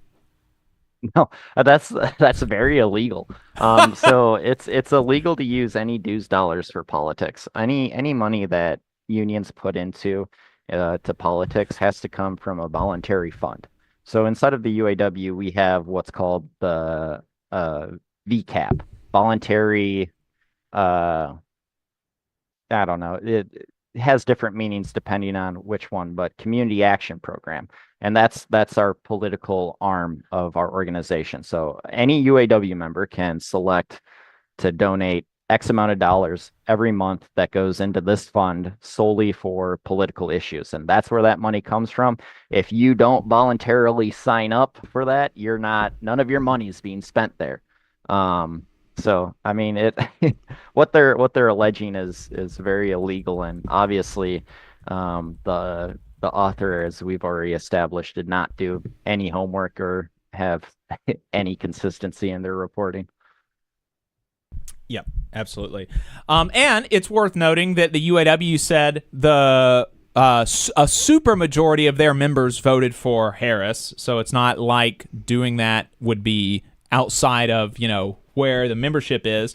Harris over Trump by 22 points, 57 to 32%. So again, it's not very, very frustrating. But like you said, not exactly a bunch of rigorous research going on here. So rounding it out then, what do you think the priority of the membership is? And what should the priority of the UAW be? And how is Members Action organizing to build a strong UAW? So I think for at least inside of auto, I know we want to see a return of pensions, retirement security, retirement health care. I know that's also a big one. And in order to do some of that, you got to be organizing. When we won these demands, we were our union density in our sector was really high, and now it's the complete opposite. It's very low. So we need to organize these transnationals in the South. I know we had a big win with VW, but we need to go further. I think the UAW focusing on organizing is always the right call, because if you're not organizing, you're dying, and we need to build our collective power regardless of the sectors. So I think they're spot on with that. And Members Action is a new caucus. A lot of us are the same activists that fought for, one member, one vote. We were some of the main organizers behind that. And what we're trying to do now is pull people together. And you can go to uawmemberaction.org and sign up and get information. But we're trying to pull together like rank and file members. We're trying to pull together. We have a stewards network where we're pulling together stewards from all around the UAW and get them talking, because one of the things between like auto has a lot of the institutional like UAW knowledge. Higher ed and legal services, they have a lot of passion and energy, and we can pull together these different groups and we can put them together and watch the fruits of that effort just spread out from everywhere. So right now we're organizing. We're doing a lot of education seminars, which are just taking off. At the last one, we had over 400 people at our education seminar. We have another one coming up, and we're going to continue to have more coming. But we all need to be focused on what we can do to rebuild the power of this historic union. And a lot of it means talking to each other, building the bridges. We need to get inside of the UAW. We need to get so far beyond this thing of like, anyone who's not with me is my enemy. We've seen the outcome of that inside of our organization for decades. We need to start building bridges, building coalitions, talking to each other, educating each other, and figuring out where we can go forward together. And that's what Members Action is really about: empowering rank and file, educating leadership so they can become better leaders, and just overall trying to build up our organization in a very positive way.